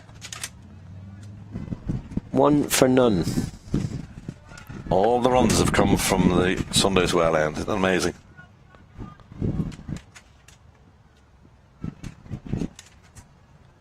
And again, the ring of slips in place. And this Finally. time at last. Finally. Through the fielder at cover. And that's... Is it going to go all the way? No, it didn't actually get to the boundary. So just 3 for Kane. First runs conceded by McNicholl on the 5th ball of his 4th over. Simi Singh doing the fielding down there. I thought at one stage it was going for 4. I was actually making the signal to my partner here that it was. Didn't quite reach the boundary, so 3 instead of 4, but I'll take that. Frost moves into double figures, or isn't double figures. Kane moves to 8. Run rate, don't have to worry about that because the target's low, 137.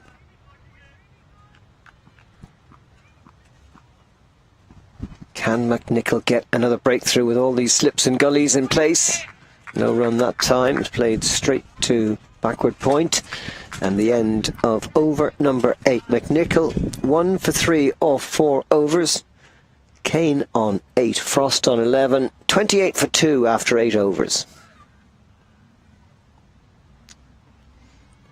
They've steadied the ship, these two. It was 5 for 2 when they came together. It's really important here for Delaney to find some accuracy, keep the pressure up. Leinster Lightning have no choice but to keep taking wickets. It's a drier, brighter second half conditions for this match, and probably a little bit easier to bat now than it was for Leinster Lightning at the start of their innings at 10:45 this morning. The gully has come out now and come into a short cover position. Yeah. That's Cormac McLaughlin Gavin, so just 1 slip now for Delaney. McLaughlin Gavin on the drive. Well played by Kane. Ball that was just rising off a good length.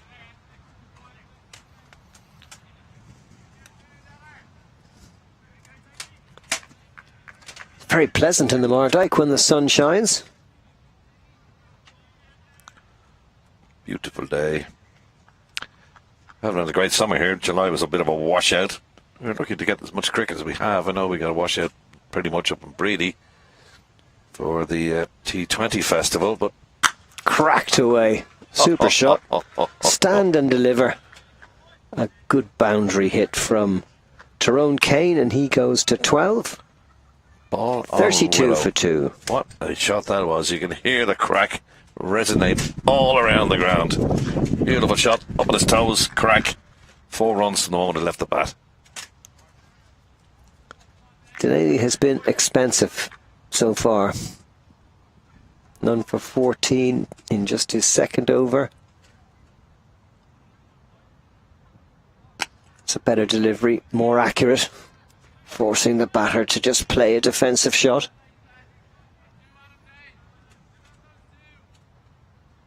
They're the kind of balls that he needs to bowl consecutively to build the pressure. You've got to build pressure in this situation.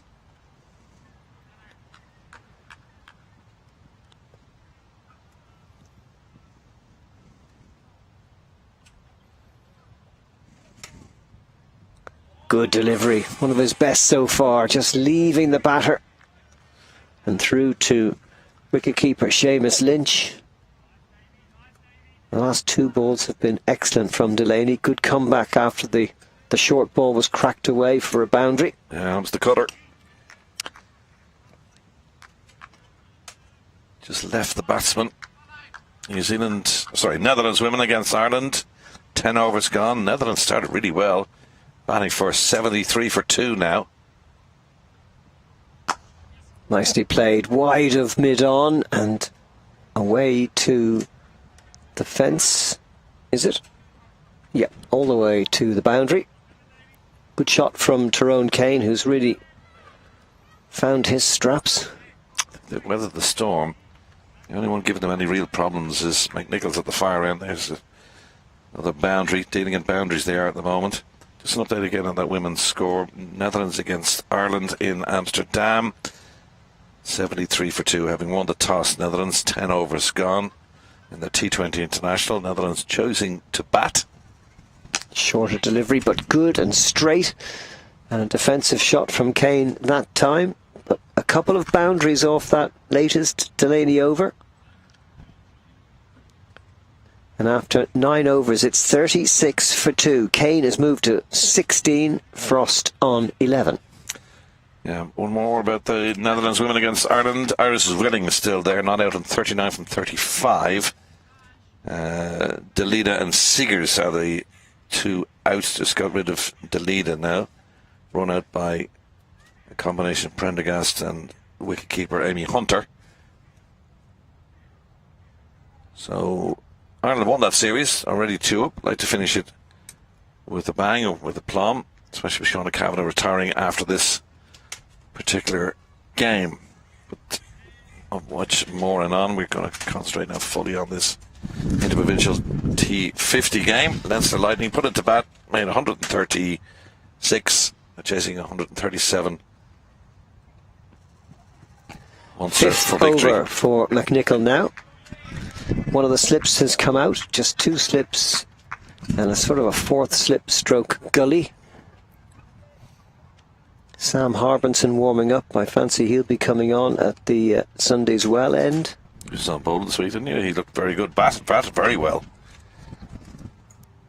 He's a good cricketer, Sam Harbinson. Very competitive, compact, attacking player. And a flash there from Ali Frost, and it wasn't too far away.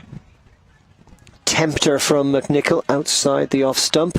Don't think he really needs to do that, though, does he? Ali Frost going after the man who's bowling these line and length deliveries, constantly getting it right all the time. 3 slips in place, ready for that catch. They've got wickets in hand. They've got the runs on the board so far after that appalling start when they were 2 down for 5. Watch McNichol, the way he goes back to his mark. He's incredibly businesslike, practically on a fast walk back to his mark. He can't wait to come in and bowl his next delivery. He's rather like Josh Little in that regard, and though Josh Little is a left-hander, he's a right-handed bowler. You just watch his follow-through here as well. I don't see it on that one, but he tends to skip through as well when he's finished his action, rather like Josh Little does when he bowls. So very similar kind of action, but of course they're left and right-handed bowlers. Josh Little's got off the boil just a little bit in the last while. having played so much cricket these days, and went to the final, indeed, of course, of the IPL. He's been discarded, though, now at the end of the season. Didn't play in the Test match against England. They said they needed him for the 50-over qualifiers, and it backfired on Ireland, unfortunately, because they didn't qualify for the World Cup, which was a bit of a disaster. Got over the line against the Italians in their first match and went on to win their group, win their group, and then play Scotland in the final of the T20 qualifiers. So they're there on merit on that one, which will take place in the Caribbean and England, not England, America next year, or the USA. Great save by McNicholl there off his own bowling, stopping that straight drive with his foot. And this is what the interprovincials are all about. It's this day cricket. It's trying to bring players through. There's been some question marks about overseas representatives, players who won't be going on to play for Ireland, just playing in this particular tournament. Maybe it should be for only Irish players. It's supposed to be a development, but I suppose the argument in that one is that if you're going to play overseas players in this particular tournament, it'll help to bring the Irish players through. End of the over, 37 for 2.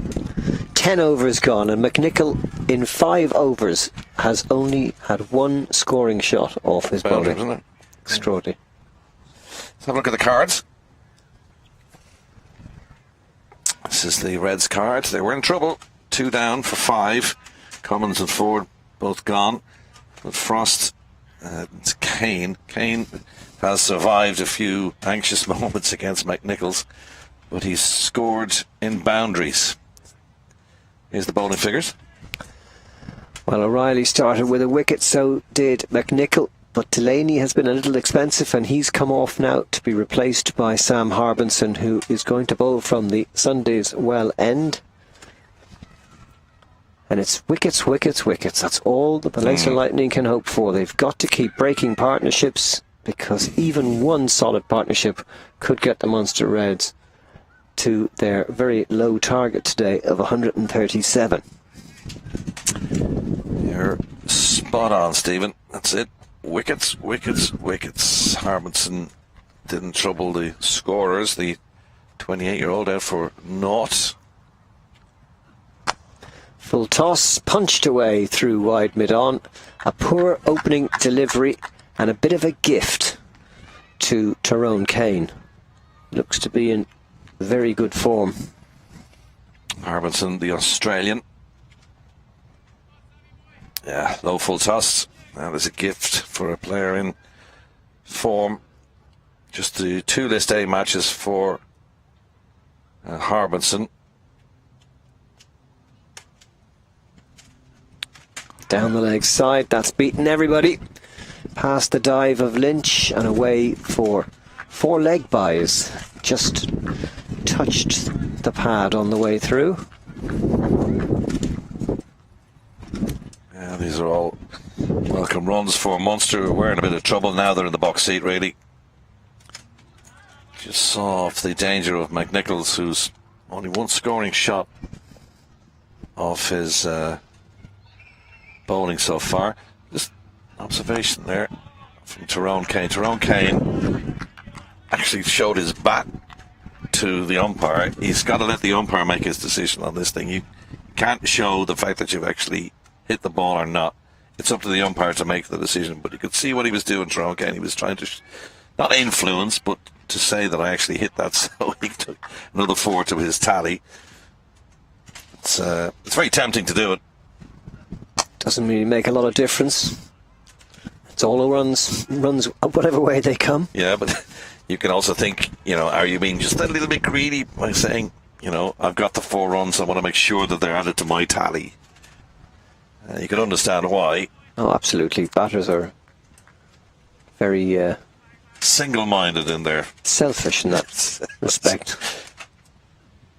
Egotistical, dare I say. Whoa! It's a nice shot, though, to wide mid-off, and he gets a single to rotate the strike and to bring Ali Frost back into the firing line. 46 for 2 now. All of a sudden, from 5 for 2. Getting closer to the lunch. Now you're the one who's hungry. Oh, I'm starving. Not starving in the context of starving, but yeah, good a bag of nosh. They One slip in always place. look after us well here at the Mardyke. They certainly do. As well, ball right up on the block hole. Let's dig that one out. Ends the over, 11 down, 46 for 2 now. Harbison's first over, going for just 5 runs plus the 4 dubious leg byes.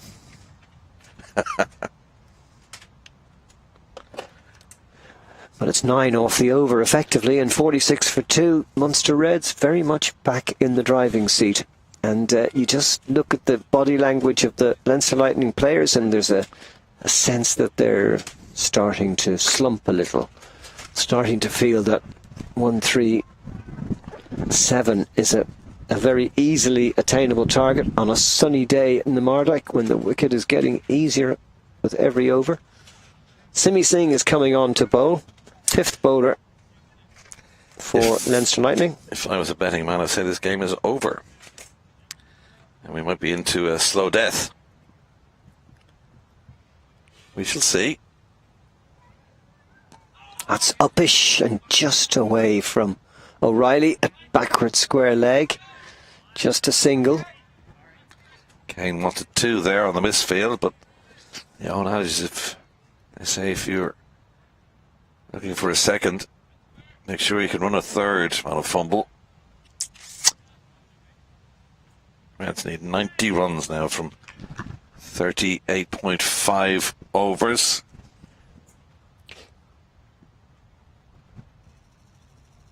That's a full toss, and that's just too easy. Turned around the corner by Frost for a boundary to fine leg. You could have fielded that. Could have. Down around your toes. Well, gee, I'm wearing open-toed sandals, so I got to be careful here.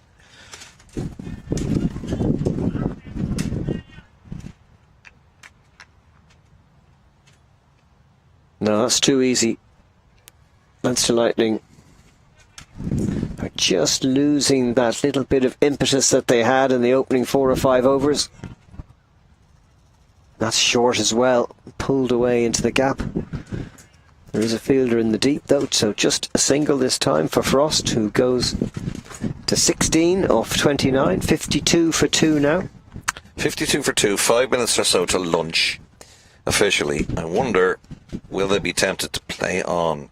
I think there is a case maybe they could stick on an extra half an hour here. Well, they're not going to get to their total in a half an hour. No, but there is, I don't know if there is room for that. Probably will take lunch, that's just a bit of conjecture on my part, but I wonder will they be tempted just to play through. Cricket could follow some really silly rules at times. And that's really short from Singh. Very poor delivery, smashing into the sign for the Southern brand of beer. Are we allowed to mention the name? Go ahead, it's your head, man. Good old Beamish. Good old Beamish, eh? 50 partnership. Tyrone Kane has been the major part of it. That's a super effort from these two after a very shaky start. Had them at 5 for 2. 2 boundaries in the over. Could have been a single there, but they decided to leave it alone. And that's the end of a very expensive over from Simi Singh. 10 runs coming from it. From 5 for 2 to 56 for 2. And as you can see, Kane with the major part, 26 runs off 31 deliveries, 16 for Frost in that partnership of 51. Kane did well. Kane faced a lot of the bowling, didn't he, from McNichol. There was a lot of playing and missing and playing and missing. But he's worked hard to get to 26. Didn't bowl today, was injured. Frost at the other end. Shielded just a little bit by Kane, who's done his job really well so far. More runs there. Bit edgy, but a run down to third man, where O'Reilly is the fielder, and Frost moves up a notch. He's been solid, dependable. Fine partnership this for the Reds. They could be thinking about a bonus point here if they can wrap up these runs in as few overs as possible. And Tyrone Kane beaten by the bounce there from Harbinson, who dug it in a bit with a sign of frustration as these Leinster Lightning bowlers struggled to get a third breakthrough.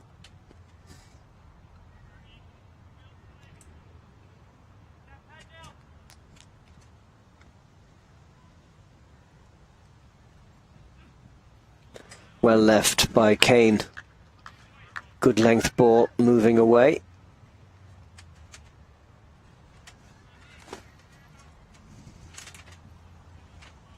My car insurance quote has just come through. If I'm not speaking for the next 15 minutes, you have to pick me up off the floor. Let's see if I can open up the file. Good God.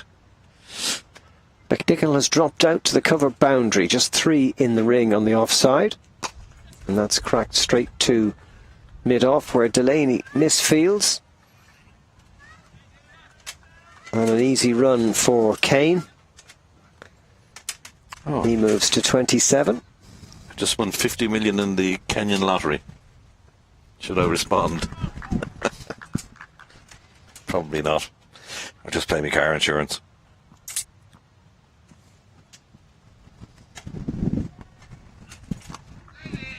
Rising delivery. Good ball from Harbinson. Well played by Frost.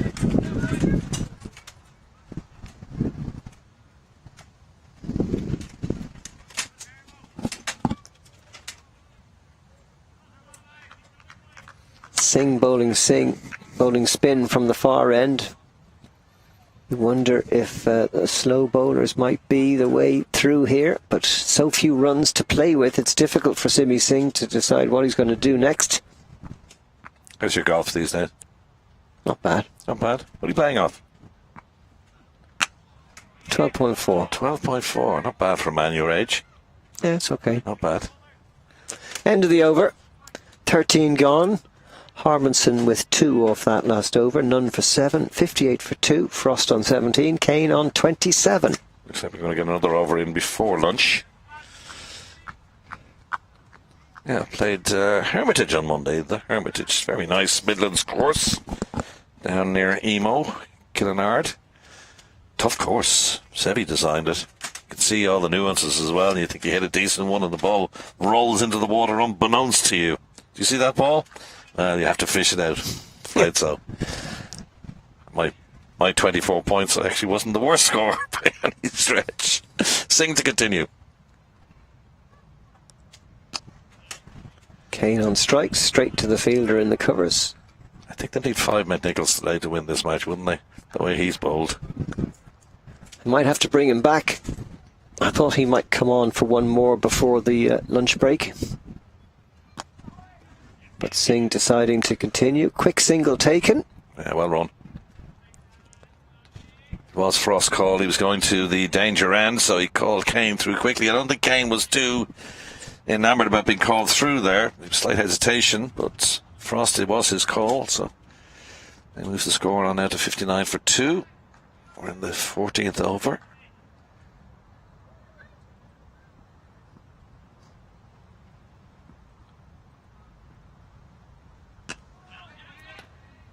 That's good fielding. McLaughlin Gavin throwing himself about, as you should, in the covers. Just one slip now.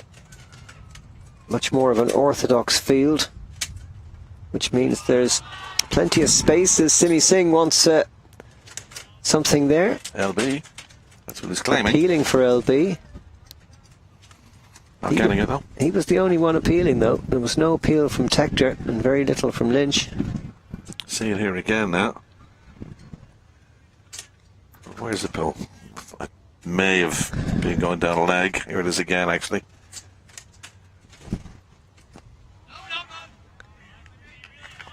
Tector seemed to be a bit interested. You didn't miss anything there. That next ball went for a dot. To backward point. Better over this from Singh, asking a few questions of Frost. And that's the end of the 14th over. 59 for 2. Lunch. Frost on 17. Kane on 28.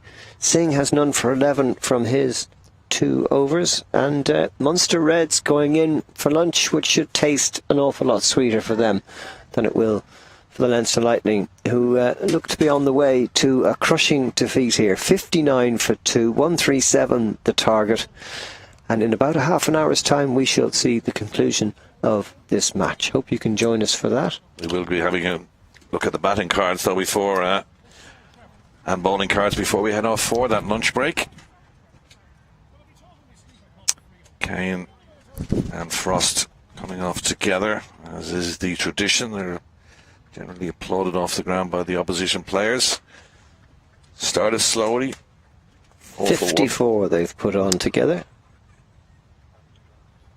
This is the batting card then of the Reds. Cummins and Ford back in the clubhouse pretty quickly, but Frost and Kane survived some really good deliveries from McNichol, and he's still there on 28 not out, and impressively just 1 wide in 14 overs, which is pretty good. McNichols was one of those who didn't bowl any, and he'd only 1 scoring shot off his... Just 1 scoring shot off his 5 overs, a 3, and a fantastic 1 for 4. He had 1 wide. He was the only wide.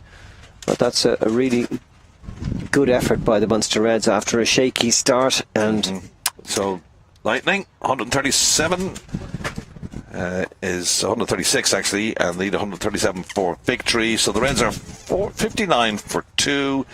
They required 79 runs off 36 overs. They should wrap this up after lunch. That's where we're heading now. From us all in the Mardike. For the moment, it's bye for now. We'll see you after lunch.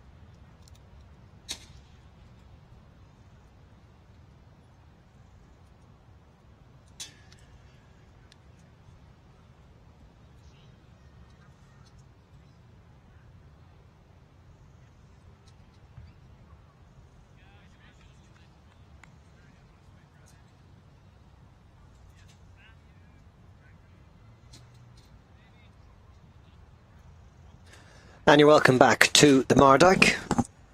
We've all been suitably replenished, and we're about to resume after lunch. It's lovely.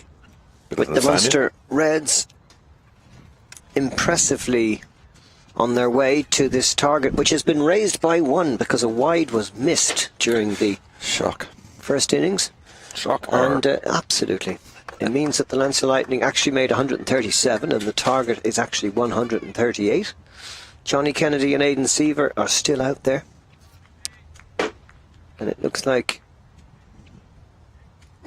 Amish Sidhu is going to bowl for the first time from the Sunday's well end.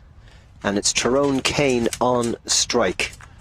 It was 5 for 2. It's now 59 for 2. And the Reds just looking forward to what they hope will be their second win of the series.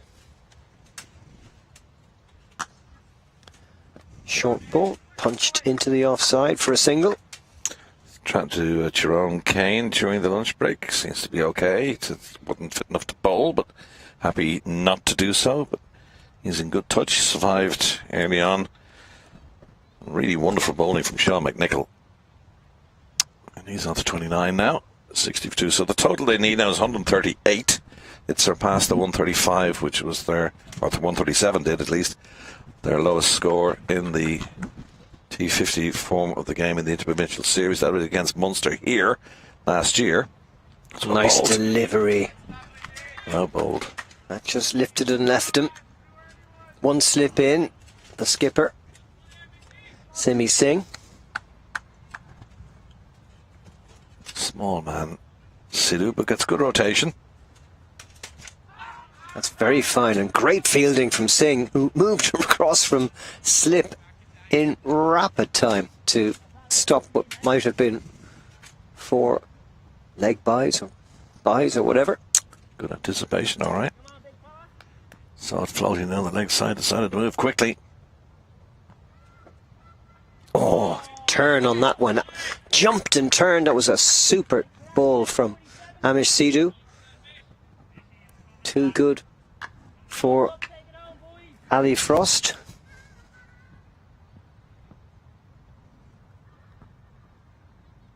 Tries the reverse sweep and the appeal for LBW. The ball off his pads and down to fine leg for a couple of leg byes.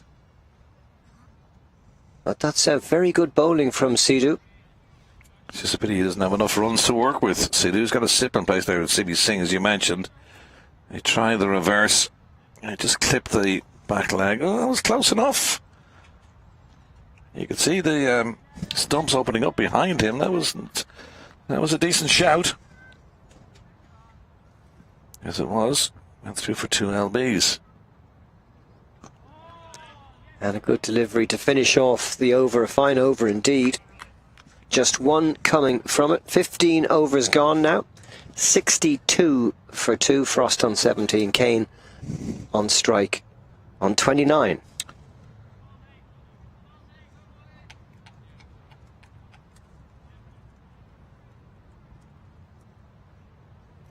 Last 5 overs. 25 runs without loss for Munster Reds. So consolidating this third wicket partnership, which is put on 57 now. Spin at both ends. Simi Singh to continue then from the Mardyke walk end. Big appeal this one. Tyrone Kane survives.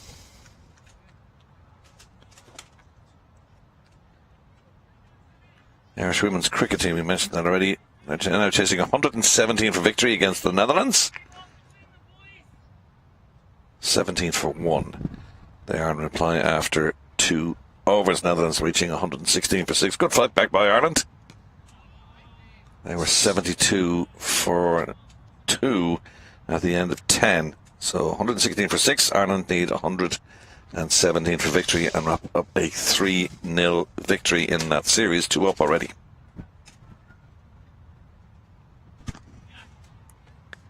Turned into the gap at mid-wicket for a single. Kane moves to 30. The score to 63 for 2.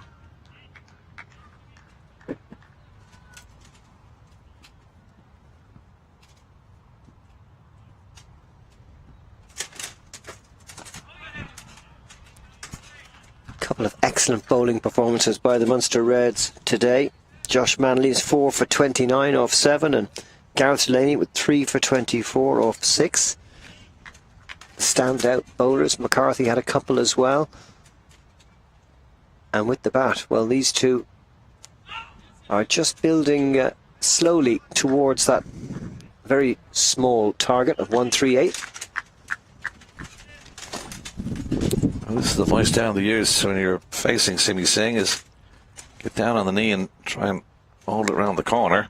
There's a short, fine leg in for Tyrone Kane, and also for Ali Frost as well. A little trap around the corner. They know he's there, but sometimes it's difficult to clear that fielder's head. Misfield diving over the top of the ball. Single. Freitas should really have got that, and they're going for a second. Good running. Tyrone Kane immediately spotted it and called for the second single to end that over. So that's 16 gone now.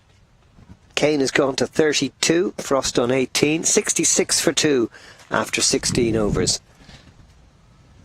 Munster Reds almost halfway to their target.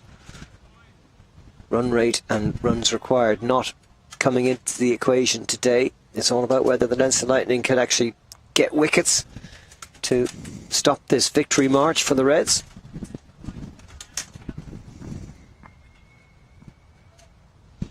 Sidhu to continue from the Sunday's well end. Lovely ball, accurate.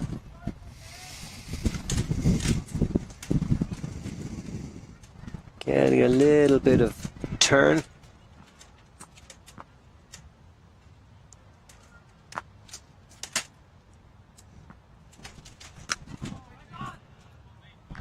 Straight to O'Reilly at cover, no run.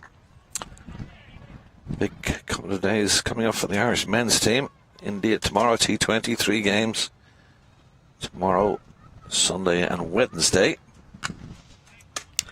Little short there, cut away by Frost to Harbinson in the deep.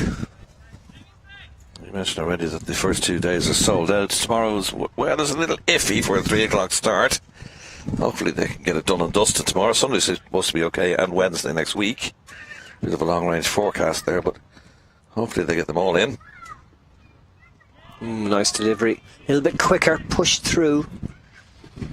Just deceived Frost, who played and missed. See, they've got a couple of flurry wickets early on, Stephen, but since then these two have taken control, so it's rather like a slow death, isn't it? It's a bit.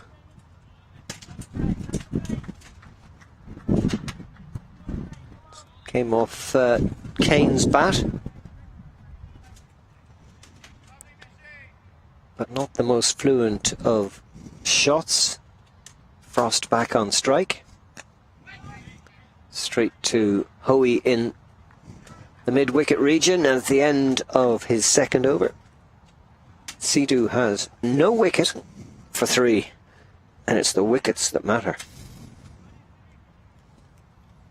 Yeah, that's the bottom line, isn't it? Got to take wickets. They were in amongst them early on with the removal of Cummins for 4 and Matt Ford for 1. Nick Nicol was bowling extremely well. And we had a kind of test match kind of atmosphere here as well, with 4 slips, all crowded around the bat. That's gone many a mile. Big hit. That's gone. Big hit from Tyrone Kane. Over cow corner for a maximum. Likes the look of Singh. He's pumped him down to cow corner. And that'll be new balls, please, I'm afraid. That's gone way, way, way over the hedges to your left-hand side there. Nothing the fielder could do about that except wave it goodbye. It's a big hit. I'm surprised that McNichol didn't get a bowl after lunch. You need wickets. Yep. He's been their best bowler. Yep. Give him a chance. Agreed. No point waiting till later on. No argument there.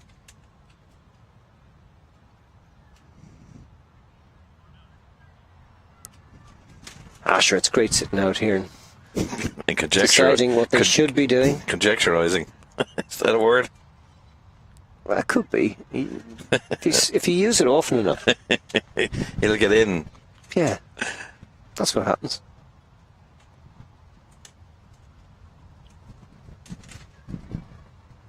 Short. Straight to O'Reilly. No run. Thought Kane was going to smash that one. He's looking to take him downtown, all right. 39 on 45 deliveries. He fancies a good score here. That's off the edge, but De Freitas is there.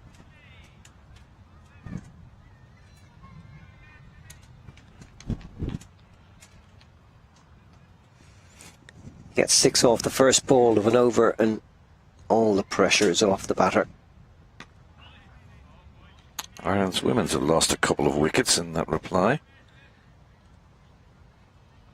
Irish Willing scored 56 of their 116.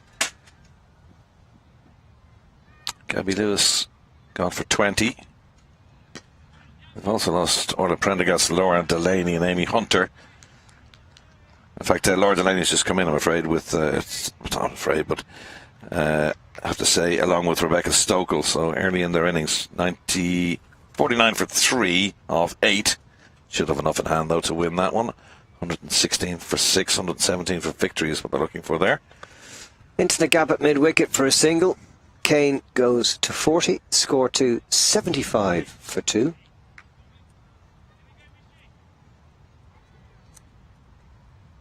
Just 63 runs acquired now. Have you been to the Ireland-India games in Malahide at all, have you? No. Magnificent. Magnificent theatre. And most of those tickets have been snapped up by Indian supporters. And even when it was raining last year, they all stayed around, and there was such a fantastic atmosphere in the stands, all singing and dancing in the rain. It's wonderful stuff. So if you're going, make sure you bring a rain jacket anyway, because tomorrow's supposed to be a bit iffy. But join in the fun if you're going to be there. It's going to be fun. That's a nice delivery. Beats the bat of Tyrone Kane, but doesn't convince Aidan Seaver. Right in front of us, David Delaney put his hat down over his face and said, "Oh, come on." He couldn't believe it. Here it is again. At the back of the hand. Straightens. Oh, it's gone down leg, I think. I think the umpire got that one right. They usually do. Most decisions are right. A lot of the times they're based on the movement of the wicketkeeper. If they see him moving towards a certain direction, it may convince them that the ball is going in their general direction because they're anticipating where it's going. Well, downtown. we know where that's going. That's downtown. Into the sight screen. That was a miss-hit 6 on these short boundaries here at the Mardyke Straight. Yeah, if you're going to go straight.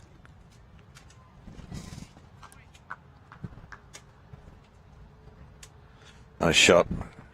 Another maximum. 82 for 2 now. Yeah, Tyrone Kane has had a few, and Frost gets into the party now, 25 from 48. And just push down the ground for a single. Moving sweetly towards this low target of 138. Anything on the telly tonight? You watching any series or anything? No? I watched Succession. I watched it twice. That was one of the best things I've ever seen on television. I'm in the middle of that. It's magnificent. Absolutely love it. It's magnificent. Logan Roy's my kind of guy. He is, yeah. Back off. Father Ted. Yeah. Tom, where do you see Tom? Tom has a really good run of things as well. I'm here to serve. And that beats the dive of McLaughlin Gavin for another single.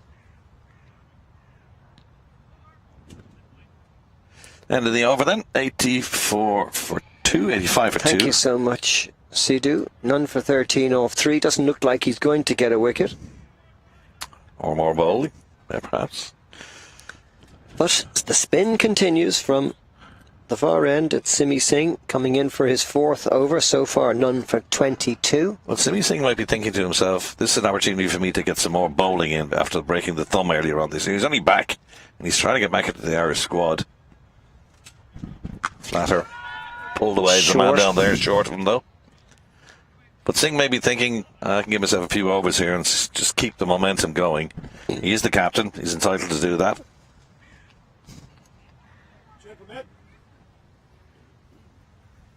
Somebody just walked by and said, hello, gentlemen. I wonder who he's talking to or about. Dick Forrest. Well-known cricket man. That's another 6. Beautiful. Smash-a-rooney. Well, I said it was going to be a slow death, but Tyrone Kane is determined to get to his 50 anyway. He's up to 46 now. And here's another one. Whipped into the leg side off the bowling of Simi Singh, who's getting a bit of tap here, a bit of treatment. See what he's trying to do, but Kane wasn't fooled by that. 5 4s, 2 6s in his knock of 48 so far. Almost up to a run of ball. As another ball comes in from the boundary. Fond memories of down here, the Mardyke. Years ago, we used to have the 2FM beat on the street. 35,000 people would turn up to see a bunch of DJs dancing. Or not, as the case may be. We had great fun down here by the banks of the Lee back in the 80s, 90s. Good city, Cork. Good city. Well worth a visit. Kane's too short of his 50.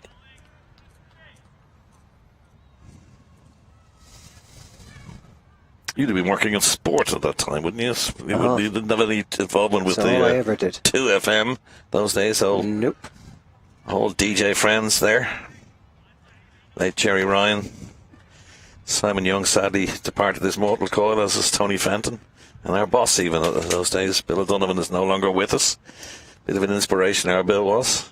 Used to play indoor football with Tony. He was quite useful. He wasn't bad. Lovely man. Well, I remember one time Bill O'Donovan had a beat on the street one time. Ingle Kenny gathered us around and said, I've had a manager on wondering why we're not playing his boys' tunes. I'm not going to mention names. Slightly uppish, but away for a single for Kane to get to 49 and keep the strike at the end of over number 20. 93 for 2 the score, just 47 and 38 is 45 required. I'll have more about that Bill O'Donovan story in a second, but anyway, that's Ireland against India for those 3 games. Tomorrow, around 3 o'clock starts, the second one on Sunday and then the third on Wednesday in Malahide Cricket Club. The first 2 are sold out, and hopefully we can get a full crowd then as well for the third and final game as well. CricketIreland.ie is where you can buy your tickets for Ireland against India. But the first 2 days, as I say, are completely sold out. Let's hope the weather plays ball. Sidhu is going to continue now from the commentary box end. 93 for 2. Into the gap for another single, and that'll bring Tyrone Kane to a very well played 50 of 58 deliveries, coming in as he was with the score on 5 for 2, 5 4s, 2 6s. Very good knock. Very well played, sir. For a man who's injured, not bad at all. And as he said to me before the game, I'm only injured bowling. Yes. I'm perfectly well able to bat, and he certainly has shown that. Another single there for Frost. Frost is backing him up well, isn't he? He's 29 from 52. He's the foil. Kane's the man who's hitting the 6s and the 4s. They're doing exactly century, yeah. They're doing exactly what De Freitas and Seamus Lynch were unable to do for Leinster. They're putting a partnership together, and they're just sticking it out and hitting the bad ball. Unfortunately for Leinster, they just kept losing wickets consistently. Most important thing is to keep your scoreboard ticking over. You can see 1-1-1. You might hit a boundary, hit another one, hit another single. Keep the scoreboard ticking over. Keep the field moving all the time. Anyway, that Bill O'Donovan story, just to finish it off, he brought us down to a beat in the street in Kilkenny and then said to us, well, the manager's been on of this particular artist and wondered not why we're not playing him. And the late Tony Fenton said, because he's rubbish. To which Bill O'Donovan said, well, at least I know. That was the end of the conversation. Yeah. Everybody's a legend in their own lunchtime. Sure, 2FM back in its day, man. Biggest radio station in the country. We had our heyday.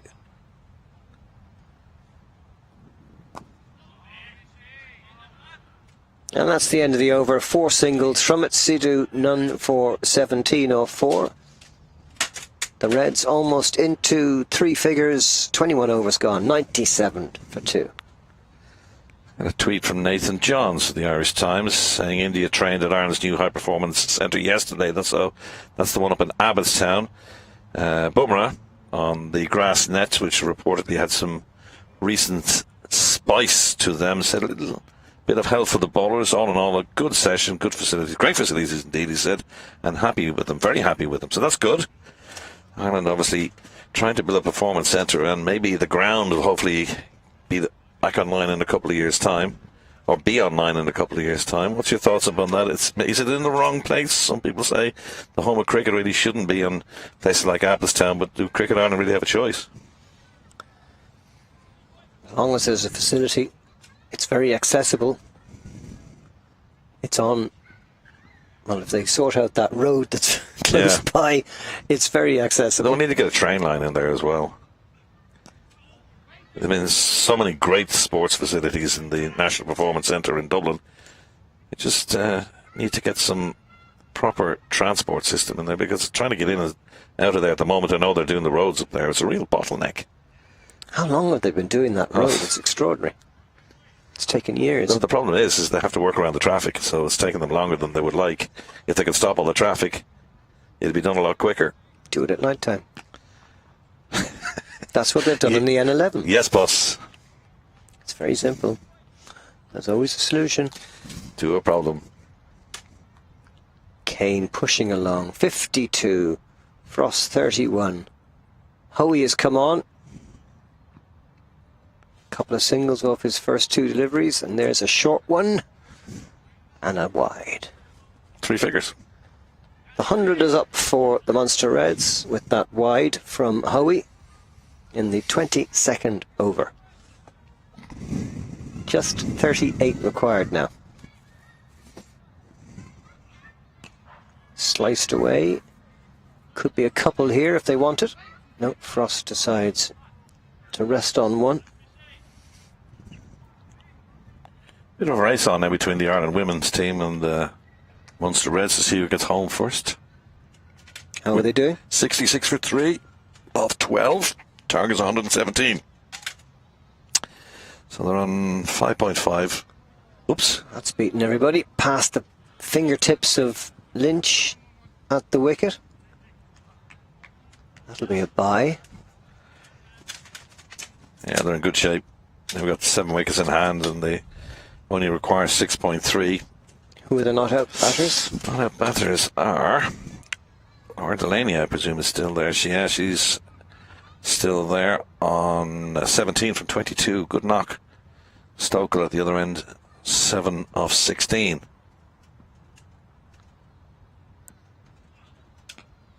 Short ball pulled into the deep for another single. They're just singling their way to victory. Signaling their way, I like it.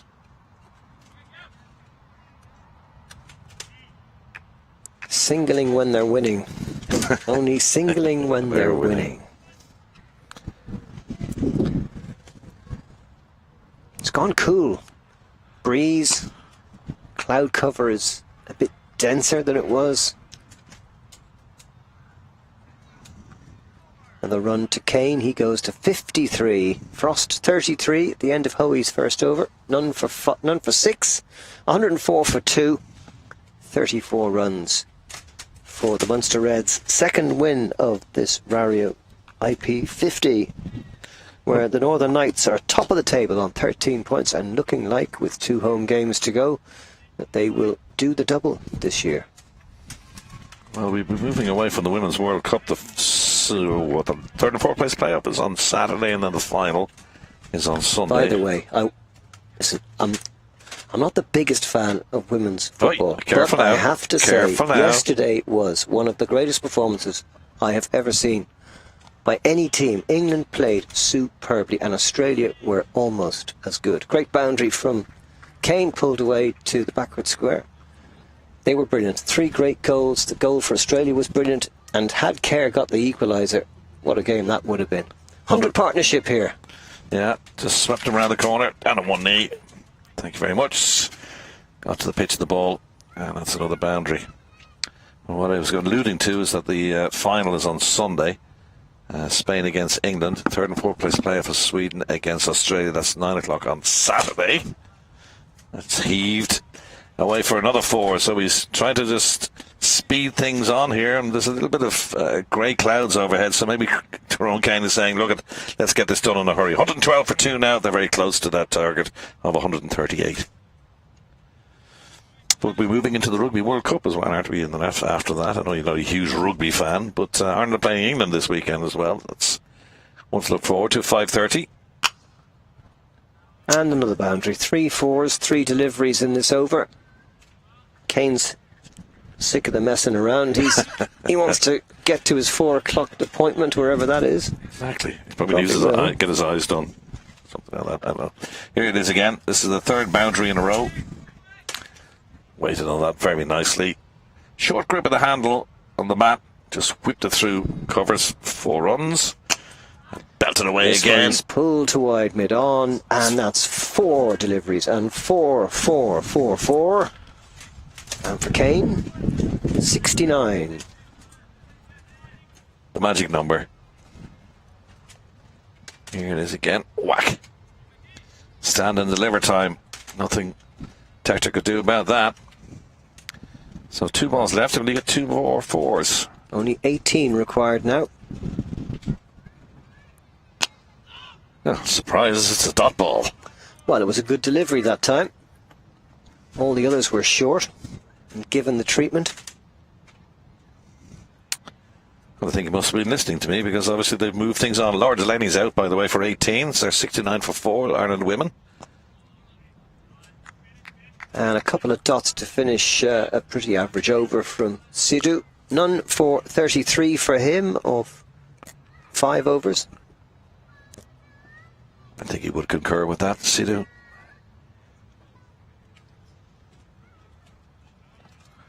It's been a really good partnership, this, between these two. Came together with a score on 5. 5 for 2. And they've put on 110 now. Kane 69 off 69, Frost 33 off 47.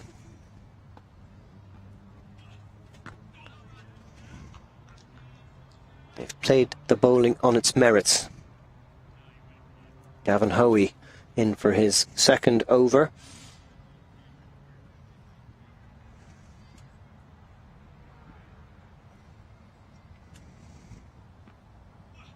Short, but straight to De Freitas.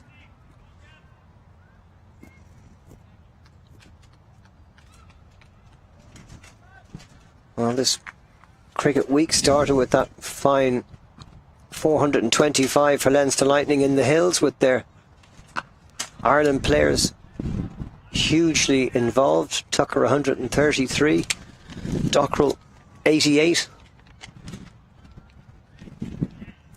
Fionn Hand with a not out 40 plus. But today, with their 2nd string players coming in, they haven't had the same effectiveness with bat or ball. Slashed away to the man in the deep. Just a single for Frost.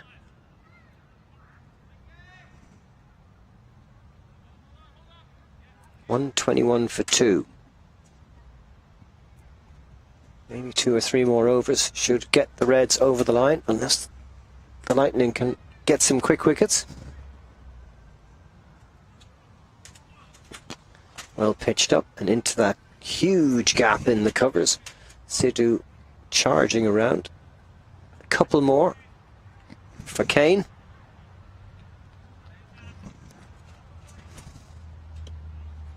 He moves into the 70s.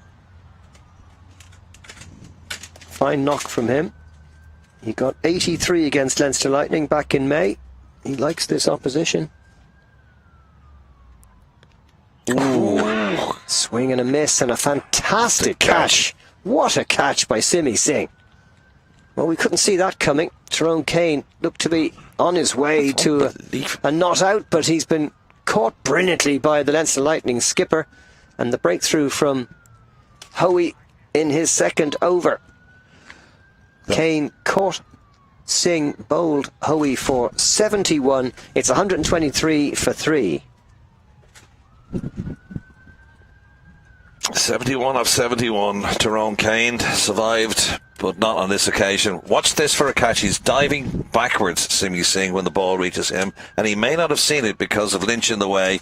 There, because it clips him on the hands and he catches it. That's one of the most sensational catches you'll ever see, because it hits Lynch on the hands first, deflected it, hits behind him when he eventually sees it, and he takes it goalkeeper style. What a catch that was from Simi Singh. That's the moment of the match, no doubt about that. Some great big bludgeoning 6s and 4s around the grounds, particularly from Kane, but that is the moment of the match for me. What a stop that was. What a catch. Extraordinary. Pace is coming back with the wicket falling, and O'Reilly is going to come on from the Sunday's well end. I'd love to see more of McNichol. The match is done and dusted now. Give him a few more overs. Well, hopefully he'll come on from the other end. Frost will be on strike. Peter Moore has come out at number 5.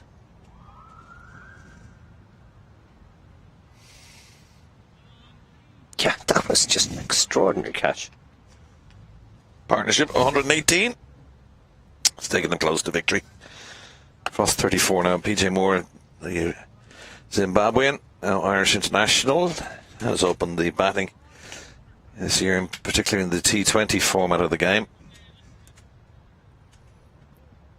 O'Reilly left arm over the wicket to the right-hander and hits straight down the ground, but Delaney is there.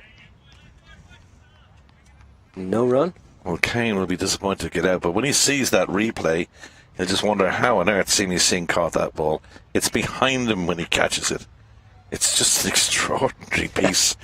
This is from a guy with a broken thumb, remember? Or recovering from a broken thumb. Nothing wrong with that one.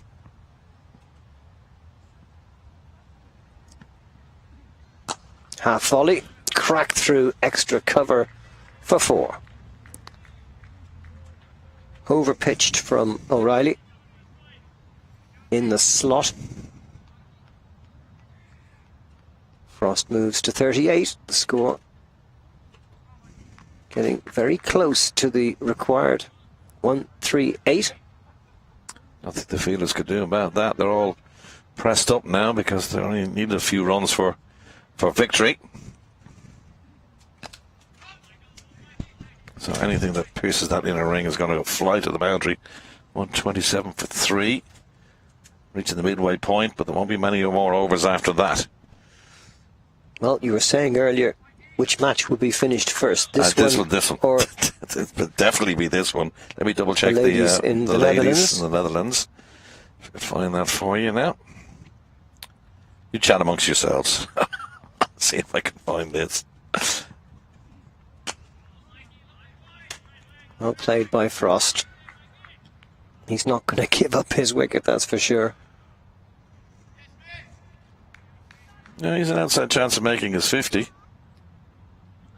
And now that his partner in crime, Tyrone Kane, is gone, etc., etc.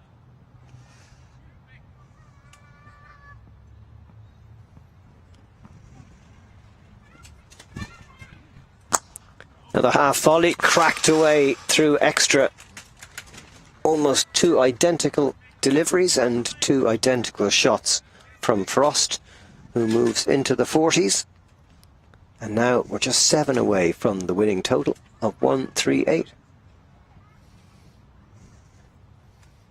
And chasing a run a ball.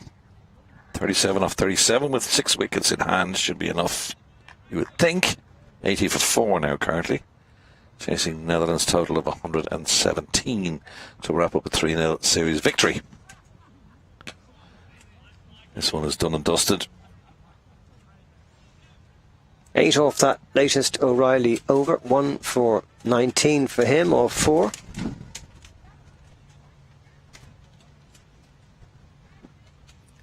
I feel like setting up a chant. We want McNichol. We want McNichol. Don't think we're going to see him now, though. 5 overs, 1 for 4, and he can't get a bowl. And only one scoring shot off him as well. Oh. And that was a misfield. It's true. And there was one wide. But hey, come on.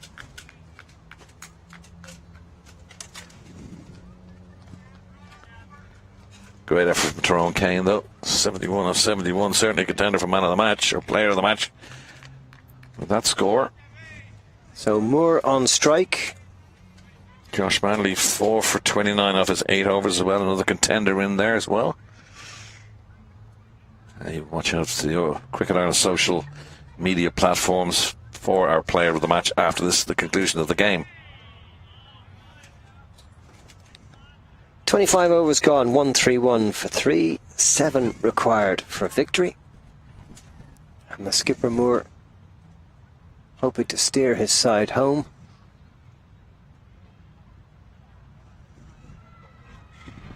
Lovely delivery. Oh, that one just turned a lot.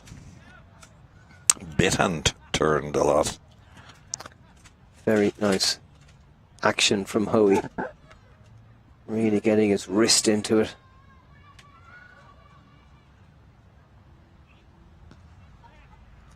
And Moore turning that into the vacant square leg position for a single.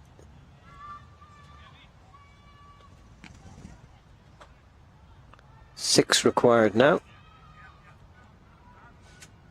It won't be long now. Munster Reds on the way to an emphatic victory.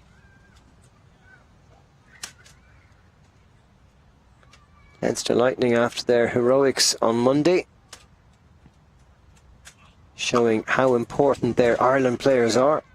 Is that going to go all the way? It's that's gone the way. That's a big boundary. That was a big hit from Frost. And that wins it. His first maximum, 138 for 3. And with one lusty blow, this one is toast. Yeah. Just for a second that had fallen short. Just waited for the umpire to give the signal. And it's gone the maximum. Frost ends up too shy of his half century, but it's a well-merited victory. The Munster Reds win by 7 wickets. Only the second win as well. And it sets us up nicely for the last 3 games. Breedy and Stormont, 2 games there for the end of the IP20 series. But it's a good win from Munster. They've had a disappointing campaign up to this point.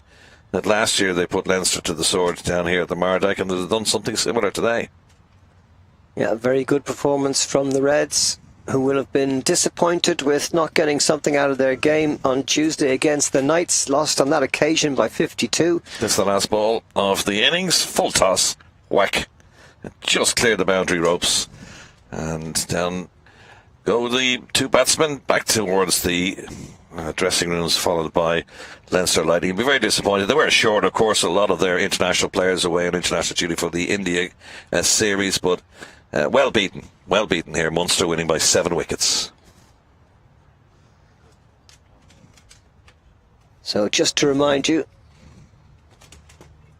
this is how Leinster Lightning put together their 137, which was never going to be enough.